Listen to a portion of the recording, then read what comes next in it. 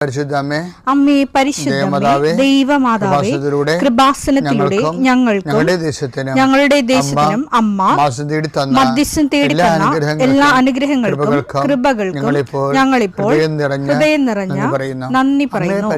അമ്മേ പരിശുദ്ധമേ, ദൈവമാതാവേ, 2004 ഡിസംബർ 7 ഉച്ചകഴിഞ്ഞ് 2:30 കൃപാസനത്തിൽ സംഭവിച്ച അമ്മയുടെ പ്രത്യക്ഷപ്പെടലിനെ കുറിച്ച് തിരുസഭയ്ക്ക് സമർപ്പിച്ചിരിക്കുന്ന പഠനരേഖകളുടെ മേൽ സഭാത്മകമായ പഠനം ആരംഭിക്കുവാൻ ഞങ്ങൾ പ്രാർത്ഥിക്കുന്നു. അമ്മേ പരിശുദ്ധമേ, ഭൂസ്വർലോകങ്ങളുടെ രാജ്ഞിയായ അങ്ങേയ്ക്ക് ഭൗമസംരക്ഷണത്തിനായി പ്രപഞ്ചപ്രകൃതിയെ തന്നെ തിരുസഭ പ്രതിഷ്ഠിക്കുവാൻ ഈ പ്രത്യക്ഷീകരണം വഴി ഇടയാക്കണമേ. പരിശുദ്ധമേ, ജപമാല മാതാവേ, സകല കൃപാസനം പ്രാർത്ഥനയോടും ചേർത്ത് ഞങ്ങളിപ്പോൾ പ്രാർത്ഥിക്കുന്ന ഈ കുടുംബത്തിന്റെ പ്രത്യേക നിയോഗം പറ മക്കളെ.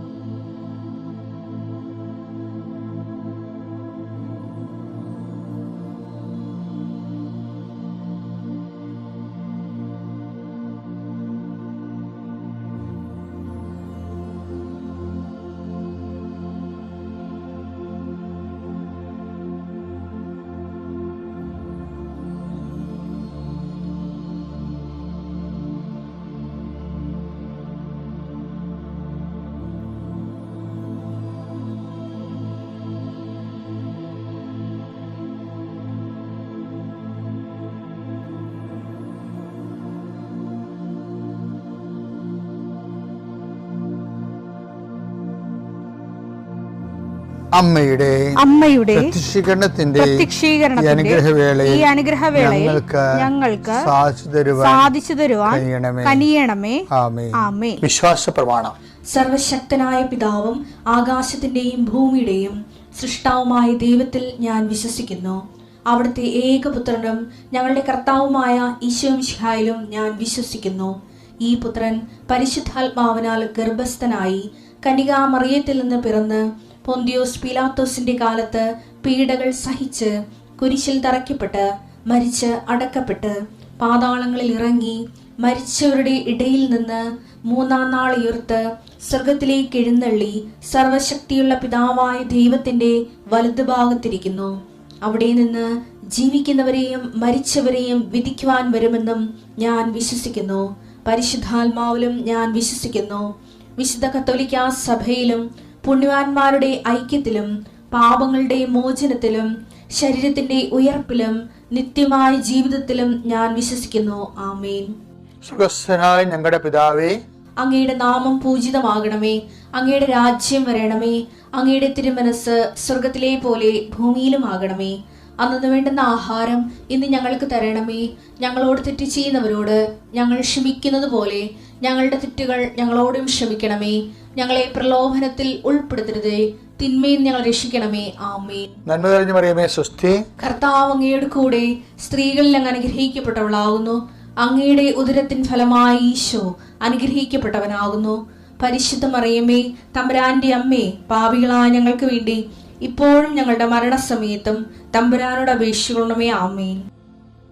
എൻ്റെ കർത്താവേ, നിന്റെ ഉന്നതമായ നാമത്തിന് സ്വസ്ഥം ചെയ്യുന്നു. കർത്താവ്, രേഖകളെ സംബന്ധിച്ച് പ്രാർത്ഥിക്കണേ. രേഖകൾ കയ്യിലില്ലെങ്കിൽ പോലും മനസ്സുകൊണ്ട് നിങ്ങൾ ആ രേഖകൾ നിങ്ങളുടെ കയ്യിൽ ഓർക്കുക. ചിലപ്പോൾ മാർക്ക് ലിസ്റ്റ് ആകും, ചിലപ്പോൾ സർട്ടിഫിക്കറ്റ് ആകും, ചിലപ്പോൾ ഹോൾ ടിക്കറ്റ് ആകും, ചിലപ്പോൾ പ്രമാണമാകും, ചിലപ്പോൾ നക്കലാകും, ചിലപ്പോൾ പറമ്പ് തരം മാറ്റാനുള്ള അപേക്ഷയാകും, ചിലപ്പോൾ നിങ്ങൾക്ക് വീടിന് നമ്പർ കിട്ടാൻ വേണ്ടിയുള്ള പ്രയാസത്തിൻ്റെ അതിനുള്ള അപേക്ഷ. എല്ലാം മനസ്സുകൊണ്ട് ഓർക്കുക. ആ രേഖകൾ ലഭിക്കാൻ ആവശ്യമായ രേഖകൾ വിസയുടെ രേഖകളാകാം, അല്ലെങ്കിൽ ഇൻ്റർവ്യൂവിൻ്റെ രേഖകളാകാം, അല്ലെങ്കിൽ വിസ ഇൻ്റർവ്യൂ ആകാം. എല്ലാം രേഖകൾ മനസ്സിൽ ഓർക്കുക. നിങ്ങളുടെ ഫയലിലുള്ള മുഴുവൻ രേഖകൾ നിങ്ങൾ ആരെങ്കിലും പ്രൊഡ്യൂസ് ചെയ്യാൻ വില്ലേജ് ഓഫീസർ തൊട്ട് കളക്ടർ വരെ മന്ത്രി വരെ നിങ്ങളുടെ ഓരോരോ കമ്പനികളിൽ CEO വരെ ബോസ് വരെ സമർപ്പിക്കാനുള്ള എല്ലാ രേഖകളും മനസ്സിൽ സൂക്ഷിക്കുക. കർത്താവേ, അങ്ങയുടെ മക്കളുടെ രേഖകൾ ഞാനിന്ന് പ്രാർത്ഥിക്കുകയാണ്. ചിലർക്ക് രേഖകളില്ല, ചിലർക്ക് നഷ്ടപ്പെട്ടു, ചിലർക്ക് കിട്ടാനിരിക്കുന്നതേ ഉള്ളൂ, സമയത്ത് കിട്ടണില്ല. അങ്ങനെയുള്ള എല്ലാ രേഖകളും, ചിലർക്ക് രേഖ കൊടുക്കണില്ല, മനഃപൂർവ്വം കൊടുക്കണില്ല, കൈക്കൂലി ഇല്ലാത്തവന് കൊടുക്കണില്ല, അല്ലെങ്കിൽ അവരുടെ ആയിട്ടുള്ള വൈകല്യങ്ങളുള്ളതുകൊണ്ട് കൊടുക്കണില്ല, അല്ലെങ്കിൽ വേറെ താല്പര്യങ്ങളുള്ളതുകൊണ്ട് കൊടുക്കണില്ല. അങ്ങനെയുള്ള പൈശാചികമായ തടസ്സങ്ങൾ യേശുക്രിസ്തു ഉന്നതമായ നാമത്തിൽ സഭയുടെ അധികാരത്തിൽ കുരിശിൻ്റെ അടയാളത്തിൽ 40 വർഷം ഞാൻ അർപ്പിച്ച കൃപാന്റെ ശക്തിയാൽ കൃപാസ്ഥാനത്താറെ ജീവനോടെ പ്രത്യക്ഷപ്പെട്ട മാതാവിൻ്റെ മധ്യസ്ഥത്താൽ നിന്റെ മുഴുവൻ രേഖകളെ അതിൻ്റെ തടസ്സങ്ങൾ വിടുവിക്കുകയും നിന്നെ അനുഗ്രഹിക്കുകയും ചെയ്യും. പിതാപുത്രനും പരിശുദ്ധാത്മാവിൽ നീക്കാമേ. എൻ്റെ പ്രിയപ്പെട്ടവർ, നമ്മൾ കഴിഞ്ഞ ആഴ്ച ഒരു സീരിയസ് വിഷയം ഡിസ്കസ് ചെയ്തായിരുന്നു. കാര്യം ആധ്യാത്മിക മുന്നേറ്റം, ജീവിത മുന്നേറ്റം എന്ന് പറയുന്നത് അതിൻ്റെ ഘടകങ്ങളെ ഞാൻ പറഞ്ഞായിരുന്നു നിങ്ങളോട്. ഒന്ന്, എല്ലാ കാലങ്ങളും നമുക്കുണ്ടാകുന്നതാണ് അനുഗ്രഹത്തിൻ്റെ കാലം. പ്രാർത്ഥിക്കുന്നു, അനുഗ്രഹം പ്രാപിക്കുന്നു. അത് ഒരു ഘട്ടമാണ് ശരിക്കും. ഇനി കുറച്ചുകൂടി ഇപ്പോൾ ഉടമ്പടിയിലൊക്കെ ജീവിക്കുന്നവർക്ക് പെട്ടെന്ന് രണ്ടാം മേഖലയിലേക്ക് പ്രവേശിക്കാം. രണ്ടാം മേഖല എന്ന് പറഞ്ഞാൽ എന്താണ്? കഴിഞ്ഞ ദിവസം നമ്മൾ കണ്ടായിരുന്നു, അഭിഷേകത്തിൻ്റെ മേഖലയാണ്. അഭിഷേകത്തിൻ്റെ മേഖല എന്ന് പറയുന്നത്, ഇപ്പോൾ ഉദാഹരണത്തിന് മോസസിനോട് ദൈവം പറഞ്ഞില്ലേ, എന്താ പറഞ്ഞത്? ഞാൻ ഈ ദിവസങ്ങളിൽ ധ്യാനത്തിൽ പറയുന്നുണ്ടത്, നിങ്ങൾ ശ്രദ്ധിച്ചാൽ നല്ലതാണ്. അതായത് മോസസിനോട് ദൈവം എന്താണ് ഒരു വാഗ്ദാനം കൊടുത്തത്? ഞാൻ നിങ്ങളുടെ കൂടെ ഉണ്ടായിരിക്കും, നിങ്ങൾ പോകുന്നിടത്തല്ല, അല്ലേ? അപ്പം അതൊരു നിങ്ങൾക്ക് ആശ്വാസം നൽകുകയും ചെയ്യും. അവിടെ ആശ്വാസമാണ് കൊടുക്കുന്നത്. പുറപ്പാട് 33:14 കർത്താവ് പറഞ്ഞു, ഞാൻ തന്നെ നിന്നോട് കൂടെ വരികയും നിനക്ക് ആശ്വാസം നൽകുകയും ചെയ്യും. അപ്പൊ ദൈവ ബ്ലെസ്സിങ്സിന്റെ ഒരു തലമാണത്. ബ്ലെസ്സിങ്സ്, അനുഗ്രഹം. ഞാൻ തന്നെ നിന്റെ കൂടെ വരികയും നിനക്ക് ആശ്വാസത്തിന്റെ അനുഗ്രഹം തരികയും ചെയ്യും. പക്ഷേ ജോഷുവയുടെ കാലം, മോസസിന്റെ കാലം കഴിയുമ്പോൾ പിന്നെ ജോഷുവയാണ്. ജോഷുവയുടെ ഡ്യൂട്ടി മോസസിനേക്കാൾ കുറച്ചുകൂടി ഹെവി ഡ്യൂട്ടിയാണ്. കാര്യം എന്താണ്? ജോർദാൻ കടക്കണം, ഇവരെ ഫിൽട്ടർ ചെയ്യണം. ജോർദാൻ കടക്കാൻ യോഗ്യതയില്ലാത്ത ആൾക്കാരില്ലേ, പല വെള്ളത്തെ കാലുകുത്തുന്ന വിശ്വാസത്തിൻ്റെ അപാചയമുള്ള ആൾക്കാരെ ഫിൽട്ടർ ചെയ്ത് കളയണം. അത് ഭയങ്കര സീരിയസ് ഈ വിഷയമാണ്. ജോഷുവ ഫിൽട്ടർ ചെയ്യാൻ വേണ്ടി മോസസ് ഫിൽട്ടർ ചെയ്തായിരുന്നു. സിനാ മലമുകളിലും താഴെ ഇറങ്ങുമ്പോൾ കർത്താവിൻ്റെ കൂടെ നിൽക്കാത്തവരെ രണ്ടായിട്ട് ഫിൽട്ടർ ചെയ്യും. ഇതുപോലെ ഓരോ സമയത്തും ദൈവം ഓരോരോ ഘട്ടം പൂർത്തിയാക്കുമ്പോൾ ഫിൽട്ടറിങ് ഉണ്ടാവും. അതെപ്പോഴും നിങ്ങൾ മനസ്സിലാക്കണം. നമ്മുടെ ജീവിതത്തിൽ ഈ ഫിൽട്ടറിങ് ഇല്ല എന്നുണ്ടെങ്കിൽ ഈ ലവലാദ്യ മനുഷ്യർ, ദൈവത്തിൽ നിന്ന് നമ്മളെ പിന്തിരിപ്പിക്കുന്ന എല്ലാ വ്യക്തികളും നമ്മുടെ കൂടെ വരും. വാഗ്ദാനം പ്രാപിക്കാൻ പറ്റാത്ത അവസ്ഥയാക്കി അവരുടെ വർത്തമാനങ്ങൾ നമ്മളെ പിന്തിരിപ്പിച്ച് കളയും. അതുകൊണ്ട് മോസസ് പറയണം, അങ്ങനെ പിന്തിരിപ്പന്മാർ നോക്കിയിട്ട് ജോഷുവ പറയുന്നൊരു വാക്കുണ്ട്, നദിക്കക്കരെ നിങ്ങളുടെ പിതാക്കന്മാർ ആചരിച്ച വിഗ്രഹങ്ങളിലേക്ക് നിങ്ങൾക്ക് തിരിച്ചു പോകാം. എല്ലാവരും പോയാലും കുഴപ്പമൊന്നുമില്ല, ഞാനും എൻ്റെ കുടുംബവും കർത്താവിനെ ആരാധിക്കും. അത് കേൾക്കുമ്പോൾ തന്നെ നമുക്ക് അഭിഷേകം ഉണ്ടാകും. നിലപാടാണത്. ജോഷുവ 24:15 കർത്താവിനെ സേവിക്കുന്നതിന് മനസ്സില്ലെങ്കിൽ നദിക്കക്കരെ നിങ്ങളുടെ പിതാക്കന്മാർ സേവിച്ച ദേവന്മാരെയോ നിങ്ങൾ വസിക്കുന്ന നാട്ടിലെ അമോര്യരുടെ ദേവന്മാരെയോ ആരെയാണ് സേവിക്കുക ഇന്നു തന്നെ തീരുമാനിക്കുക. ഞാനും എൻ്റെ കുടുംബവും കർത്താവിനെ സേവിക്കും. ഫിൽട്ടറിംഗ് ആണിത്. മോസസ് ഇങ്ങനെ ഫിൽട്ടറിംഗ് നടത്താതെ മുന്നോട്ട് പോകാൻ പറ്റത്തില്ല. ആധ്യാത്മിക ജീവിതം തന്നെ ഇതുപോലെ ഹരിച്ചരിച്ചാണ് പോണത്.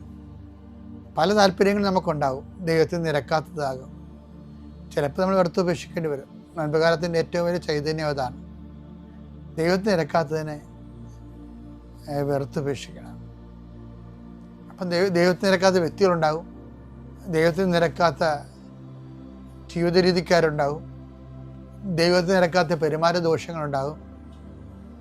ഇവയെ വിടണം. നദിക്കക്കരെ നിങ്ങളുടെ പിതാക്കന്മാർ വലിയ കാര്യമെന്ന് കരുതി ആചരിച്ചതിനെ അതാണ് നിങ്ങൾക്ക് അതോ അങ്ങനെ തന്നെ ജീവിക്കാൻ ഉദ്ദേശമെങ്കിൽ നിങ്ങൾ നിങ്ങളുടെ വഴിക്ക് പോവുക. ഞാനും എൻ്റെ കുടുംബവും കർത്താവിനെ സേവിക്കും. വാഗ്ദാന നാട്ടിലേക്ക് എത്തുന്നതിന് ജോഷുവാനെ സഹായിച്ച ഒരുപക്ഷെ ഏറ്റവും ശക്തമായൊരു നിലപാടാണ്. മുൻപ് കാലത്ത് വാഗ്ദാന നാട്ടിലേക്ക് നമ്മൾ എത്തുകയാണ്. അപ്പോൾ ദൈവം നിരക്കാത്തതിൽ ഉപേക്ഷിക്കാനുള്ള ധൈര്യം വേണം. ആ ധൈര്യത്തിനാണ് ജോഷുവയുടെ കർത്താവ് പറയുന്നത്, ധൈര്യം വേണം കേട്ടോ, ഐ വിൽ ഗീവ് ഇറ്റ്. ശക്തനും ധീരനുമായിരിക്കുക. അതാണ് ആയിരിക്കുക എന്ന് പറയുമ്പോൾ ഇറ്റ് ഈസ് ഗീവൺ. അതിനർത്ഥം ജോഷുവ 1:9 എടുത്തു, ശക്തനും ധീരനുമായിരിക്കണമെന്ന്. ശക്തനും ധീരനുമായിരിക്കണമെന്ന്. ഭയപ്പെടുകയോ പരിഭ്രമിക്കുകയോ ചെയ്യരുതെന്നും. ഇങ്ങനെ പല വിഷയങ്ങളുണ്ടാകുമ്പോൾ ഒറ്റപ്പെട്ടു പോവല്ല, ഭയപ്പെടുമല്ലോ, പരിഭ്രമിക്കുമല്ലോ. പരിഭ്രമിക്കുക ചെയ്യരുതെന്നും നിന്നോട് ഞാൻ കൽപ്പിച്ചിട്ടില്ലയോ? നിന്റെ ദൈവമായ കർത്താവ് നീ പോകുന്നിടത്തെല്ലാം നിന്നോട് കൂടെ ഉണ്ടായിരിക്കും. wherever you go, നീ കാട്ടിപ്പോയാലും കടലിൽ പോയാലും ഞാൻ നിന്നെ കൈവിടാതെ കൂടെ നിൽക്കും. അപ്പം ദൈവത്തിനെ ഒപ്പിച്ച് ജീവിച്ചാൽ ദൈവത്തിൻ്റെ സാന്നിധ്യം എല്ലായിടത്തും സംരഭ്യമാകും. നോൻപുകാലം ദൈവത്തിന് നിരക്കാത്ത വ്യക്തികളെയും വിഷയങ്ങളെയും ഉടൻ ഗുഡ് ബൈ പറഞ്ഞുകൊണ്ട് ദൈവത്തോട് പക്ഷം ചേരുന്നത്, അവർക്കാണ് ദൈവം ജോഷുവയെ പോലെ ധൈര്യവും ശക്തിയും നൽകുന്നത്. ആ ശക്തി എൻ്റെ അമ്മയുടെ പ്രത്യക്ഷീകരണത്തിൻ്റെ വലിയ സാക്ഷിയാക്കി എന്നെയും എൻ്റെ കുടുംബത്തെയും ഉയർത്തിയതിനെ ഓർത്ത് നന്ദി പറഞ്ഞോടും സ്നേഹത്തോടെ ഞാൻ എൻ്റെ സാക്ഷ്യത്തിലേക്ക് കിടക്കുകയാണ്. എൻ്റെ പേര് ബെനീറ്റ ടൈസൺ. ഞാൻ ഫോർട്ട് കൊച്ചിയിൽ നിന്ന് വരുന്നു. 2024 മാർച്ചിലാണ് ഞാൻ ഉടമ്പടി എടുക്കുന്നത്. എൻ്റെ ആദ്യത്തെ സാക്ഷ്യം എന്ന് പറയുന്നത് എൻ്റെ ഈ കുഞ്ഞിന് വേണ്ടിയാണ്. 2.5 വയസ്സായിട്ടും അവൻ അമ്മ എന്നൊരു വാക്ക് പറയുന്നില്ല, സംസാരിക്കുന്നില്ല. ഭയങ്കരമായിട്ട് നമ്മൾ വിഷമിച്ചായിരുന്നു. ഒരു രീതിയിലും അവൻ വാക്കുകൾ പറയുന്നുണ്ടായിരുന്നില്ല. അപ്പോൾ ഞങ്ങൾ സ്പീച്ച് തെറാപ്പിയിൽ കൊണ്ടുപോയി ഒരുപാട് തവണ നമ്മൾ തന്നെ പരിശ്രമിച്ച് ഒരുപാട് സംസാരിപ്പിക്കാൻ നോക്കി. പക്ഷേ എന്നിട്ടും ഇവനൊന്നും സംസാരിക്കുന്നില്ലായിരുന്നു. അപ്പോൾ ആദ്യം ഞാൻ കരുതിയത് കുറച്ച് കഴിയുമ്പോൾ റെഡിയാവുമെന്നാണ്. പക്ഷേ ഒരു വിധത്തിൽ കുഞ്ഞിലൊരു മാറ്റങ്ങൾ സംഭവിക്കുന്നില്ലായിരുന്നു. അങ്ങനെ ആ ഒരു സമയത്ത് ഞാൻ മാതാവിൻ്റെ ഉടമ്പടി തൈലം എന്നും അവൻ്റെ നാവിലും നെറ്റിയിലും ഉടമ്പടി തൈലം പുരട്ടി കുരിശ് വരച്ച് വിശ്വാസപ്രമാണം ചൊല്ലി പ്രാർത്ഥിക്കുമായിരുന്നു. എനിക്ക് ഉറപ്പായിരുന്നു ഇന്നല്ലെങ്കിൽ നാളെ അവൻ സംസാരിക്കുമെന്ന്. പക്ഷേ എൻ്റെ മെറിറ്റ് അവസാനിച്ചെടുത്ത്, അല്ലെങ്കിൽ ഞാൻ പരിശ്രമിച്ചിട്ട് പരാജയമായിരുന്നു അതിൻ്റെ ഫലമെല്ലാം. പക്ഷേ ദൈവം ഒരു ദിവസം ഇവനെ തൊടുമെന്ന് എനിക്ക് പൂർണ്ണ വിശ്വാസം ഉണ്ടായിരുന്നു. ആ വിശ്വാസത്തോടെയാണ് ഞാൻ പ്രാർത്ഥിച്ചു പോകുന്നത്. അങ്ങനെ ഞാൻ ജോസഫ് അച്ഛൻ ഇവനെ കാണിക്കാൻ വേണ്ടി കൊണ്ടുവന്ന സമയത്ത് അച്ഛൻ ഇവൻ്റെ കഴുത്തിൽ 7 തവണ വിശ്വാസ പ്രമാണം ചൊല്ലി 7 തവണ സൈത്ത് പൂശി പ്രാർത്ഥിച്ച്, എന്നിട്ട് എന്നോട് പറഞ്ഞ് നന്നായിട്ട് നീ ഉള്ളുരുകി ഇവന് വേണ്ടി പ്രാർത്ഥിക്കണം എന്ന് പറഞ്ഞു. അതിനുശേഷം ഞാൻ പോലും അറിയാണ്ട് ഭയങ്കര വലിയ മാറ്റങ്ങളാണ് ഇവന് സംഭവിച്ചത്. ഇവന് അമ്മ എന്ന വാക്ക് പറയാൻ തുടങ്ങി. നമ്മൾ പറയാത്ത കാര്യങ്ങൾ എന്ന് വെച്ചാൽ നമ്മളൊട്ട് സങ്കല്പിക്കില്ല ഇവനിത് പറയുമെന്ന് ഈ ഒരു പ്രായത്തിൽ. അങ്ങനെ ഇവൻ സംസാരിക്കാൻ തുടങ്ങി, ദൈവത്തിൻ്റെ പാട്ടുകൾ പാടാൻ തുടങ്ങി. പിന്നെ നമ്മൾ എന്ത് പറഞ്ഞാലും റിപ്പീറ്റ് ചെയ്ത് കുട്ടിയത് പറയാൻ തുടങ്ങി. അങ്ങനെ ഭയങ്കര വലിയ മാറ്റമായിരുന്നു ഇവനിൽ സംഭവിച്ചത്. അത് എൻ്റെ യോഗ്യതയാൽ, അല്ലെങ്കിൽ ഞാൻ ഒരുപാട് ശ്രമിച്ചിട്ടും നടക്കാത്തത് ദൈവത്തിൻ്റെ കരുണയാലാണ് സംഭവിച്ചത്. അമ്മയുടെ മധ്യസ്ഥ വഴി അവന് ലഭിച്ച വലിയ സൗഖ്യത്തിന്, ഈശോ അവനെ തൊട്ട വലിയൊരു ദൈവാനുഭവത്തിന് അമ്മയ്ക്കും ഈശോയ്ക്കും 1000 നന്ദി പറയാണ്. അതുപോലെ രണ്ടാമത്തെ സാക്ഷ്യം എന്ന് പറയുന്നത്, ഒരു 2 തവണകളായിട്ട് ഇവന് ഒരു വൈറൽ ഫീവർ വന്ന് ഒട്ടും മാറുന്നില്ല. മരുന്ന് കഴിച്ചിട്ടും ഇവന് ഒരു മാറ്റം സംഭവിക്കുന്നില്ല. മരുന്ന് കഴിക്കും, പിന്നെ ആ ഡോസ് കഴിയുമ്പോൾ വീണ്ടും പനി വരും. അങ്ങനെ മാറാതെ കുറേ തവണ വന്നപ്പോൾ എനിക്ക് മനസ്സിലായി ഇനി ഇത് എൻ്റെ കയ്യിൽ നിന്ന് പോയി. അങ്ങനെയുള്ളൊരു സിറ്റുവേഷനിൽ എനിക്ക് മനസ്സിലാവും പിന്നെ ദൈവത്തിന് പ്രവർത്തിക്കാനുള്ളൊരു സമയമാണെന്ന്. അങ്ങനെ ഉടമ്പടി തൈലം ഇവൻ്റെ നെറ്റിയിൽ പുരട്ടി, ഇവൻ്റെ നെഞ്ചത്തും പുരട്ടി എന്നും ഈ പനിയുടെ സമയത്ത് പ്രാർത്ഥിച്ച്, മരുന്ന് കഴിച്ചിട്ട് എഴുന്നേൽക്കാത്തൊരു കുട്ടി അത് പുരട്ടി കഴിഞ്ഞതിന് പിറ്റേ ദിവസം മുതൽ ഇവന് പനി വിട്ടുമാറി ഇവൻ പൂർണ്ണ സൗഖ്യത്തിലേക്ക് വന്ന്. അത് എനിക്ക് വിശ്വസിക്കാൻ പറ്റാത്തൊരു സംഭവമായിരുന്നു. കാരണം ഇവന് ഒരു വിധത്തിലും എത്ര മരുന്ന് ഓരോ സ്ഥലത്ത് ഞങ്ങളിങ്ങനെ കാണിച്ചിട്ടും മാറാതിരുന്നൊരു പനി മാതാവിൻ്റെ ഉടമ്പടി തൈലം പുരട്ടി വിശ്വാസ പ്രമാണം ചൊല്ലി പ്രാർത്ഥിച്ചതിന് ശേഷം അമ്മ വഴി ഈശോ അവനെ തൊടുകയും അവൻ വലിയൊരു സൗഖ്യത്തിലേക്ക് കടന്നു വരികയും ചെയ്തു. അതിന് അമ്മയ്ക്കും ഈശോയ്ക്കും 1000 നന്ദി പറയാണ്. അതുപോലെ എൻ്റെ മൂന്നാമത്തെ സാക്ഷ്യം എന്ന് പറയുന്നത്, ഞങ്ങൾ ഒരു പണയം വീടിന് വേണ്ടി ഒരുപാട് പ്രാർത്ഥിച്ചിരുന്നു. പക്ഷെ ഞങ്ങൾക്ക് പണയം വീട് പോലും കിട്ടുന്നില്ലായിരുന്നു. ആ ഒരു സമയത്ത് ഡെയിലി ബ്രെഡിൽ അച്ഛനിങ്ങനെ നമ്മുടെ നിയോഗങ്ങൾ സമർപ്പിച്ച് പ്രാർത്ഥിക്കാൻ പറയുമ്പോൾ ഞാനിത് ഒരു നിയോഗമായിട്ട് മനസ്സിലിങ്ങനെ കണ്ട്, മാതാവേ ദൈവത്തിൻ്റെ ഇഷ്ടം എന്താണോ അങ്ങനെ ഒരു ഭവനം ഞങ്ങൾക്ക് തരണമെന്ന് പ്രാർത്ഥിച്ചിരുന്നു. അങ്ങനെ പ്രാർത്ഥിച്ചതിൻ്റെ ഫലമായിട്ട് ഞങ്ങൾ കാണാൻ പോയ ആ പണയം വീട്ടിൽ ഫസ്റ്റ് ഞങ്ങൾ കണ്ടത് കൃപാസന മാതാവിൻ്റെ രൂപമായിരുന്നു. ഞങ്ങൾക്ക് അത് കണ്ടപ്പോൾ തന്നെ മനസ്സിലായി ആ അമ്മ ഈശോയോട് പറഞ്ഞിട്ട് ഞങ്ങൾക്ക് ഒരിക്കൽ തന്നെ ഒരു ഭവനമാണെന്ന്. അങ്ങനെ വിശ്വസിച്ച് ഞങ്ങൾ പോയി. പക്ഷേ വിശ്വസിച്ചതിന് നേരെ വിപരീതമായിട്ട് ആ വീട് ഞങ്ങളുടെ കയ്യിൽ നിന്ന് പോകുന്നൊരവസ്ഥ വന്നു. ഒരുപാട് പൈസ അവർ കൂടുതൽ ചോദിച്ചിട്ട്. ആ ഒരു സമയത്ത് ഞങ്ങൾ വിചാരിച്ചു ദൈവത്തിൻ്റെ ഇഷ്ടം മറ്റൊന്നായിരിക്കും, അല്ലെങ്കിൽ ദൈവം നമുക്ക് എന്തെങ്കിലും ഒരു കാര്യം വൈകുന്നുണ്ടെങ്കിൽ ദൈവത്തിന് അതിനേക്കാളും ബെറ്റർ ആയിട്ടുള്ള ഒരു കാര്യം നമുക്ക് തരാനാണ്. അത് നമുക്ക് ഒരുപാട് അനുഭവങ്ങളുടെ ദൈവം വെളിപ്പെടുത്തിയ ഒരു കാര്യമാണ്. അപ്പോൾ ആ ഒരു സമയത്ത് ഞങ്ങൾ പ്രാർത്ഥനയോടെ തന്നെ മുമ്പോട്ട് പോയി. അങ്ങനെ ഒരു ചെറിയൊരു സ്വർണം ഞങ്ങൾ ആ വീടിന് വേണ്ടി കാത്തു വെച്ചിട്ടുണ്ടായിരുന്നു. പക്ഷേ സ്വർണം നോക്കിയിട്ട് ആ സമയത്ത് കാണുന്നില്ല വിൽക്കാൻ വേണ്ടി. അങ്ങനെ ഒരുപാട് തവണ നോക്കി, 2 ലോക്കറിൽ നോക്കിയിട്ടൊന്നും സ്വർണത്തിൻ്റെ ആ ഒരു ചെറിയ ഒരു മാലയായിരുന്നു, പക്ഷെ അത് കാണുന്നില്ലായിരുന്നു. അങ്ങനെ ഞാൻ ആ നിമിഷം തന്നെ അവിടെ നിന്ന് പ്രാർത്ഥിച്ചു, മാതാവേ, അമ്മയുടെ പ്രത്യക്ഷീകരണത്തിൻ്റെ സാക്ഷിയാക്കി അമ്മ ഈശോയോട് പറഞ്ഞിട്ട് ഞങ്ങൾക്ക് തന്ന വീടാണെങ്കിൽ ഈ വീട് ഞങ്ങൾക്ക് തിരിച്ചു വരാൻ വേണം. അതുപോലെ ഞങ്ങൾ പള്ളി അടുത്തുള്ളൊരു വീടാണ് അന്വേഷിച്ചുകൊണ്ടിരുന്നത്. കാരണം ദേവാലയം അത്രത്തോളം ഞങ്ങളുടെ ജീവിതത്തിനെ നന്നായിട്ട് മാറ്റിമറിച്ചൊരിടാണ്. അപ്പോൾ അതുകൊണ്ട് എന്നും പരിശുദ്ധ കുർബാനയ്ക്ക് പോകാം, എന്നും പരിശുദ്ധ കുർബാന അർപ്പിക്കാം എന്നുള്ളൊരു ആഗ്രഹത്തോടെ ആയിരുന്നു ഞങ്ങൾ പള്ളി അടുത്തുള്ളൊരു വീട് തന്നെ നോക്കിയിരുന്നത്. അങ്ങനെ ആ വീട് തന്നെ തിരിച്ചു വരികയും, കാരണം മാതാവിനെ കണ്ടിട്ടാണ് ഞങ്ങൾ ആ വീട് മുമ്പോട്ട് കൊണ്ടുപോയത്. അങ്ങനെ ആ വീട് തന്നെ തിരിച്ചു വരികയും ഈ നഷ്ടപ്പെട്ട സ്വർണം ഞാൻ പറഞ്ഞ സെക്കൻഡിൽ തന്നെ നോക്കിയപ്പോൾ എവിടെയോ ഒരു ഉടക്കി കിടന്നേച്ച്. അത്രയും നേരം ഞങ്ങൾ തപ്പിയിട്ടത് കാണുന്നില്ലായിരുന്നു. പക്ഷേ അങ്ങനെ പറഞ്ഞതിന് ശേഷം ആ മാല ഞങ്ങൾക്ക് കിട്ടുകയും ഞങ്ങൾക്ക് കറക്റ്റ് സമയത്ത് തന്നെ അവർക്ക് പൈസ കൊടുത്ത് ആ വീട് വീട്ടിൽ കയറി താമസിക്കാൻ ചെയ്യാൻ സാധിച്ചു. അതിന് അമ്മ വഴി ഈശോയ്ക്ക് 1000 നന്ദി പറയാണ്. എൻ്റെ 4ാമത്തെ സാക്ഷ്യം എന്ന് പറയുന്നത് ഇതെൻ്റെ അമ്മാമ്മയാണ്. അമ്മാമ്മക്ക് കണ്ണിന് തിമിരത്തിൻ്റെ ഓപ്പറേഷൻ കഴിഞ്ഞിട്ടുണ്ടായിരുന്നു ഒരു കണ്ണിൽ. മറ്റേ കണ്ണിൽ 3 മാസത്തിനുള്ളിൽ ഓപ്പറേഷൻ ചെയ്യണം എന്നാണ് പറഞ്ഞത്. പക്ഷെ ആ ഒരു സമയത്ത് ആളും ഇല്ല, പൈസ ഇല്ലാതെ അമ്മാമ്മ ഇങ്ങനെ ഭയങ്കര വിഷമത്തോടെ നിൽക്കുന്നൊരു സമയമായിരുന്നു. അപ്പോൾ അമ്മാമ്മയ്ക്ക് ഭയങ്കര വിശ്വാസമാണ് കൃപാസനത്തെയും അല്ലെങ്കിൽ അമ്മയെ ഈശോയെയും. അമ്മാമ്മ ആ ഒരു വഴി കൂടി ജീവിച്ചു വരുന്ന ഒരാളാണ്. അപ്പോൾ ഞാൻ അമ്മാമ്മയോട് പറഞ്ഞു, അമ്മാമ്മ ഉടമ്പടി തലം കണ്ണിൽ കുരിശ് വരച്ചിട്ട് ആ കാഴ്ച ഓപ്പറേഷൻ പറഞ്ഞ കണ്ണ് നമുക്ക് ഓപ്പറേഷൻ ചെയ്യാൻ പറ്റാത്തൊരു കണ്ടീഷനാണ്, പൈസ ഇല്ല, ആളും ഇല്ലാത്ത കാരണം. അപ്പം അമ്മാമ്മ എന്നും വിശ്വാസത്തോടെ അങ്ങനെ പ്രാർത്ഥിക്കുക. ഒരു ദിവസം മാതാവ് അമ്മയുടെ പ്രത്യക്ഷീകരണത്തിൻ്റെ സാക്ഷിയാക്കി ഉയർത്തുമെന്ന് ഞാനിങ്ങനെ പറഞ്ഞിരുന്നു.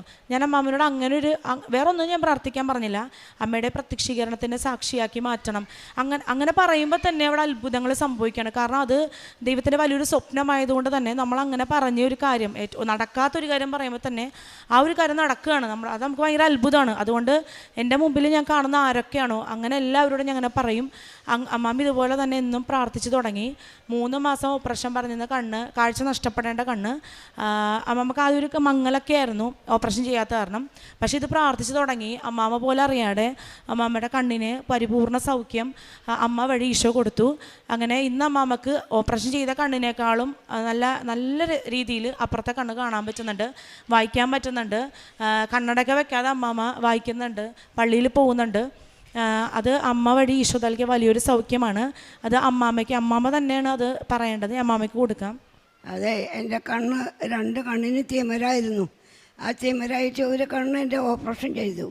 പിന്നെ എൻ്റെ ഒരു കണ്ണുണ്ട്. അപ്പോൾ ഞാൻ മാതാവിനോട് അപേക്ഷിച്ചു, മാതാവേ, എനിക്ക് ഇനി ഓപ്പറേഷൻ ചെയ്താൽ എൻ്റെ കണ്ണിന് എനിക്ക് കാഴ്ച തന്നെയെന്ന് ഞാൻ മാതാവിനോട് പ്രാർത്ഥിച്ച്, മാതാവ് എനിക്കൊരു മാസത്തിൻ്റെ ഉള്ളിൽ മറ്റേ കണ്ണിന് എനിക്ക് ഓപ്പറേഷൻ ചെയ്ത കണ്ണേറ്റും ശക്തി തന്നു, എനിക്ക് കാഴ്ച തന്നു. മാതാവ് എനിക്ക് ഓപ്പറേഷൻ ചെയ്താലേ എന്നെ നോക്കാൻ ആളില്ല എന്ന് അമ്മോടും ഞാൻ കരഞ്ഞ് പ്രാർത്ഥിച്ചു മാതാവിനോട്. 1 മാസം കഴിയുമ്പോഴേക്കും എൻ്റെ കണ്ണിനെ ഓപ്പറേഷൻ ചെയ്ത കണ്ണിൻ്റെറ്റും എനിക്ക് ശക്തി തന്നു, കാഴ്ച തന്നു. ബൈബിൾ വായിക്കാനും പ്രാർത്ഥിക്കാനും ഒക്കെ എനിക്ക് നല്ല കാഴ്ച തന്നു മാതാവിനോട് എനിക്ക് നന്ദി പറഞ്ഞ കഴിയില്ല. ഞാൻ എന്തോരം നന്ദി പറയുന്നേ മാതാവേ, നീ ഇത്ര വേഗത്തിൽ എനിക്ക് കാഴ്ച തന്നു ഞാൻ മാതാവിനോട് അപേക്ഷിച്ച്. ഈശോയെ, എൻ്റെ കൃപാവര പ്രവർത്തികൾ എന്ന് പറഞ്ഞാൽ ഞങ്ങളുടെ അടുത്തുള്ളൊരു അമ്മമാരെ നോക്കുന്ന സ്ഥലമുണ്ട്. അവിടെ അമ്മമാരുടെ കൂടെ ഇരിക്കും. അവർക്ക് എന്നാലാകുമ്പോൾ എന്തൊക്കെ സഹായം ചെയ്തു കൊടുക്കാൻ പറ്റുമോ, കൊച്ചു സഹായങ്ങളാണെങ്കിൽ ഞാനത് വലിയ സ്നേഹത്തോടെ ചെയ്യാൻ ശ്രമിക്കും. അതുപോലെ ആദ്യമൊക്കെ ഞാൻ ഒരു കാരുണ്യപ്രവൃത്തി എന്ന നിലയിലായിരുന്നു കണ്ടിരുന്നത്. വെച്ചാൽ നമ്മൾ പാവപ്പെട്ടവരെ സഹായിക്കുന്നു അങ്ങനെയായിരുന്നു. പക്ഷേ ഇവിടെ ഒരു ചേച്ചി വന്നത് സാക്ഷ്യം പറഞ്ഞു, ഇതൊരു കാരുണ്യപ്രവൃത്തിയല്ല, മറിച്ച് ഒരു കൃപാവര പ്രവൃത്തിയാണെന്ന്. അപ്പോൾ ഈശോയെ കണ്ട് നമ്മുടെ മുമ്പിൽ നിൽക്കുന്ന ഒരാളിൽ, വേദനിക്കുന്ന ആളിൽ ഈശോയെ കാണുമ്പോഴാണ് വചനം പൂർത്തിയാവുന്നത്. അപ്പോഴാണ് ഈശോ പറയുന്നത് ഞാൻ പരദേശിയായിരുന്നു, ഞാൻ നഗ്നനായിരുന്നു, അങ്ങനെ ആ വചനം പൂർത്തിയാവുന്നപ്പോഴാണ്. അപ്പോൾ അങ്ങനെ ഞാൻ നോക്കിയപ്പോൾ എനിക്ക് എൻ്റെ അടുത്ത് ഒരു സെല്ലിൽ ഒരു ചെറിയ മെൻ്റൽ ഡിസോർഡറായിട്ട് ശരിക്കും പറഞ്ഞാൽ ഒരു ഭ്രാന്ത് പോലെയൊക്കെയുള്ളൊരു ചേച്ചിയായിരുന്നു. പക്ഷേ ആ ചേച്ചി ഇങ്ങനെ പൂട്ടിയിട്ട് കുറേ കഴിയുമ്പോൾ സെല്ലിൽ നിന്ന് പുറത്തിറക്കി നോർമലായപ്പോൾ. അപ്പോൾ എൻ്റെ അടുത്ത് വന്നത് സംസാരിക്കുമ്പോൾ ആദ്യം എനിക്കൊരു ഭയമായിരുന്നു. പക്ഷേ എൻ്റെ മനസ്സിൽ ആരോ പറയുന്ന പോലെ അത് ഈശോയാണ്, അങ്ങോട്ട് ഈശോയെ കാണുന്നത് പോലെ നീ നോക്കുന്ന പറഞ്ഞ് നോക്കിയപ്പോൾ ശരിക്കും എനിക്ക് ഒരു ഭയവും ഇല്ല. ഞാനും തിരിച്ചവരെ തൊടാൻ തുടങ്ങി. അങ്ങനെ ഭയങ്കര ഈശോയെ കണ്ടുകൊണ്ട് ചെയ്യാൻ തുടങ്ങിയപ്പോൾ ആദ്യം കണ്ട കാഴ്ചകളൊന്നും അല്ലായിരുന്നു, ഭയങ്കര വ്യത്യസ്തമായിരുന്നു. അങ്ങനെയാണ് ഞാൻ എൻ്റെ കൃപാവര പ്രവർത്തികൾ ചെയ്യുന്നത്. കുറച്ചും കൂടി എല്ലാവരിലും ഈശോയെ കണ്ട് ചെയ്യാൻ തുടങ്ങി. പിന്നെ എൻ്റെ പ്രേക്ഷിത പ്രവർത്തനം എന്ന് പറയുന്നത് ഞാനിവിടെ നിന്ന് പത്രം വാങ്ങി, എനിക്ക് ഏറ്റവും ഇഷ്ടം ചെയ്യാൻ പ്രേക്ഷിത പ്രവർത്തനമാണ്. കാരണം ഈശോയെ ഒരാൾക്ക് കൊടുക്കുമ്പോൾ അയാൾക്ക് എല്ലാം തികഞ്ഞൊരവസ്ഥയാണ്. മറ്റൊരു കാര്യം നമ്മൾ ചെയ്യുമെന്ന് പറയുമ്പോൾ പിന്നെയും അതിന് നമുക്ക് വീണ്ടും വീണ്ടും ചെയ്ത് കൊടുക്കേണ്ടി വരും. പക്ഷേ ഈശോയെ കൊടുക്കുമ്പോൾ എല്ലാം പൂർണ്ണതയിലെത്തിയെന്ന് ഒരു ആത്മസംതൃപ്തിയാണ് നമുക്ക്. അങ്ങനെ എല്ലാ വീടുകളിലും കയറി ഈശോയെ പറ്റിയും മാതാവിനെ പറ്റിയും ദൈവത്തിൻ്റെ മഹത്വത്തെ പറ്റിയും എനിക്ക് കിട്ടിയ അനുഭവങ്ങളും അതുപോലെ അന്ന ദിവസം ദൈവം ചെയ്ത പ്രവൃത്തികളും ഞാൻ അവരോട് ഷെയർ ചെയ്യും. അറിഞ്ഞവരെ ആഴപ്പെടുത്തുകയും അറിയാത്തവരെ അറിയിക്കുകയും ചെയ്ത് ദൈവത്തെ മഹത്വപ്പെടുത്തി അങ്ങനെയാണ് ഞാൻ എൻ്റെ പ്രേക്ഷിത പ്രവർത്തനം ചെയ്യുന്നത്. ഇത്രയും വലിയൊരു ദൈവമഹത്വം എൻ്റെ ജീവിതത്തിൽ അമ്മ വഴി ഈശോ നൽകിയ എല്ലാത്തിനും 1000 നന്ദി പറയുന്നു. വിശുദ്ധ ലൂക്കായുടെ സുവിശേഷം 5-ാം അധ്യായം 26-ാം തിരുവചനം. എല്ലാവരും വിസ്മയഭരിതരായി ദൈവത്തെ മഹത്വപ്പെടുത്തി. അവർ സംരംഭത്തോടെ പറഞ്ഞു, അസാധാരണ സംഭവങ്ങൾ ഇന്ന് നാം കണ്ടിരിക്കുന്നു. ബെനീറ്റയുടെ പ്രത്യക്ഷീകരണ സാക്ഷ്യം വളരെ മനോഹരമാകുന്നതും വളരെ ശക്തമാകുന്നതും ഏറ്റവും നല്ല കണ്ടൻ്റായ not by merit but by grace എന്ന അടിസ്ഥാനത്തിൽ അവരുടെ ജീവിതത്തിലുണ്ടായ ഒരു വലിയ അത്ഭുതമാണ്. 2.5 വയസ്സായിട്ടും കുഞ്ഞിന് മാ പാ എന്നുള്ള 2 വാക്കുകൾ പോലും അമ്മയെയും അപ്പയെയും പേരെടുത്ത് വിളിക്കാനുള്ള സ്വരം പോലും അവന് ഉണ്ടായിരുന്നില്ല എന്നുള്ള വലിയ സങ്കടത്തോടെയാണ് അവരിവിടെ വന്ന് ഉടമ്പടിയെടുത്ത് പ്രാർത്ഥിച്ചത്. ഈശോ ശബ്ദം കേൾക്കാത്തവരെയും അതുപോലെ നാവിൻ്റെ കട്ടഴിക്കുന്നതും നമ്മൾ സുവിശേഷത്തിൽ വായിക്കുന്നത് അവിടുന്ന് പറയുന്നു എഫാത്ത എന്ന് പറയുന്നുണ്ട്. അവിടുന്ന് തുറക്കപ്പെടട്ടെ എന്ന് പറയുമ്പോൾ നമ്മുടെ എല്ലാ ജീവിതാവസ്ഥകളും അടഞ്ഞു കിടക്കുന്ന എല്ലാം തന്നെ അവിടുന്ന് തുറക്കുന്നുണ്ട്. പരിശുദ്ധ അമ്മയുടെ മധ്യസ്ഥതയിൽ ഇവരുടെ ജീവിതത്തിൽ കുഞ്ഞിന് വലിയ ഒരു അത്ഭുതമാണ് അവർക്കുണ്ടായിട്ടുള്ളത്. നമുക്ക് ഈശോയ്ക്കും പരിശുദ്ധ അമ്മയ്ക്കും നന്ദി പറയാം. ഉടമ്പടി എടുത്തതിൽ പിന്നെ കുഞ്ഞിനുണ്ടായിട്ടുള്ള 2 തവണയുണ്ടായിട്ടുള്ള വൈറൽ ഫീവർ ഒട്ടും തന്നെ മരുന്നിൻ്റെ ഉപയോഗം കൂടാതെ തൈലം പൂശിയാണ് അവർക്ക് സൗഖ്യം ലഭിച്ചത് എന്നുകൂടി ഏറ്റുപറയുന്നു.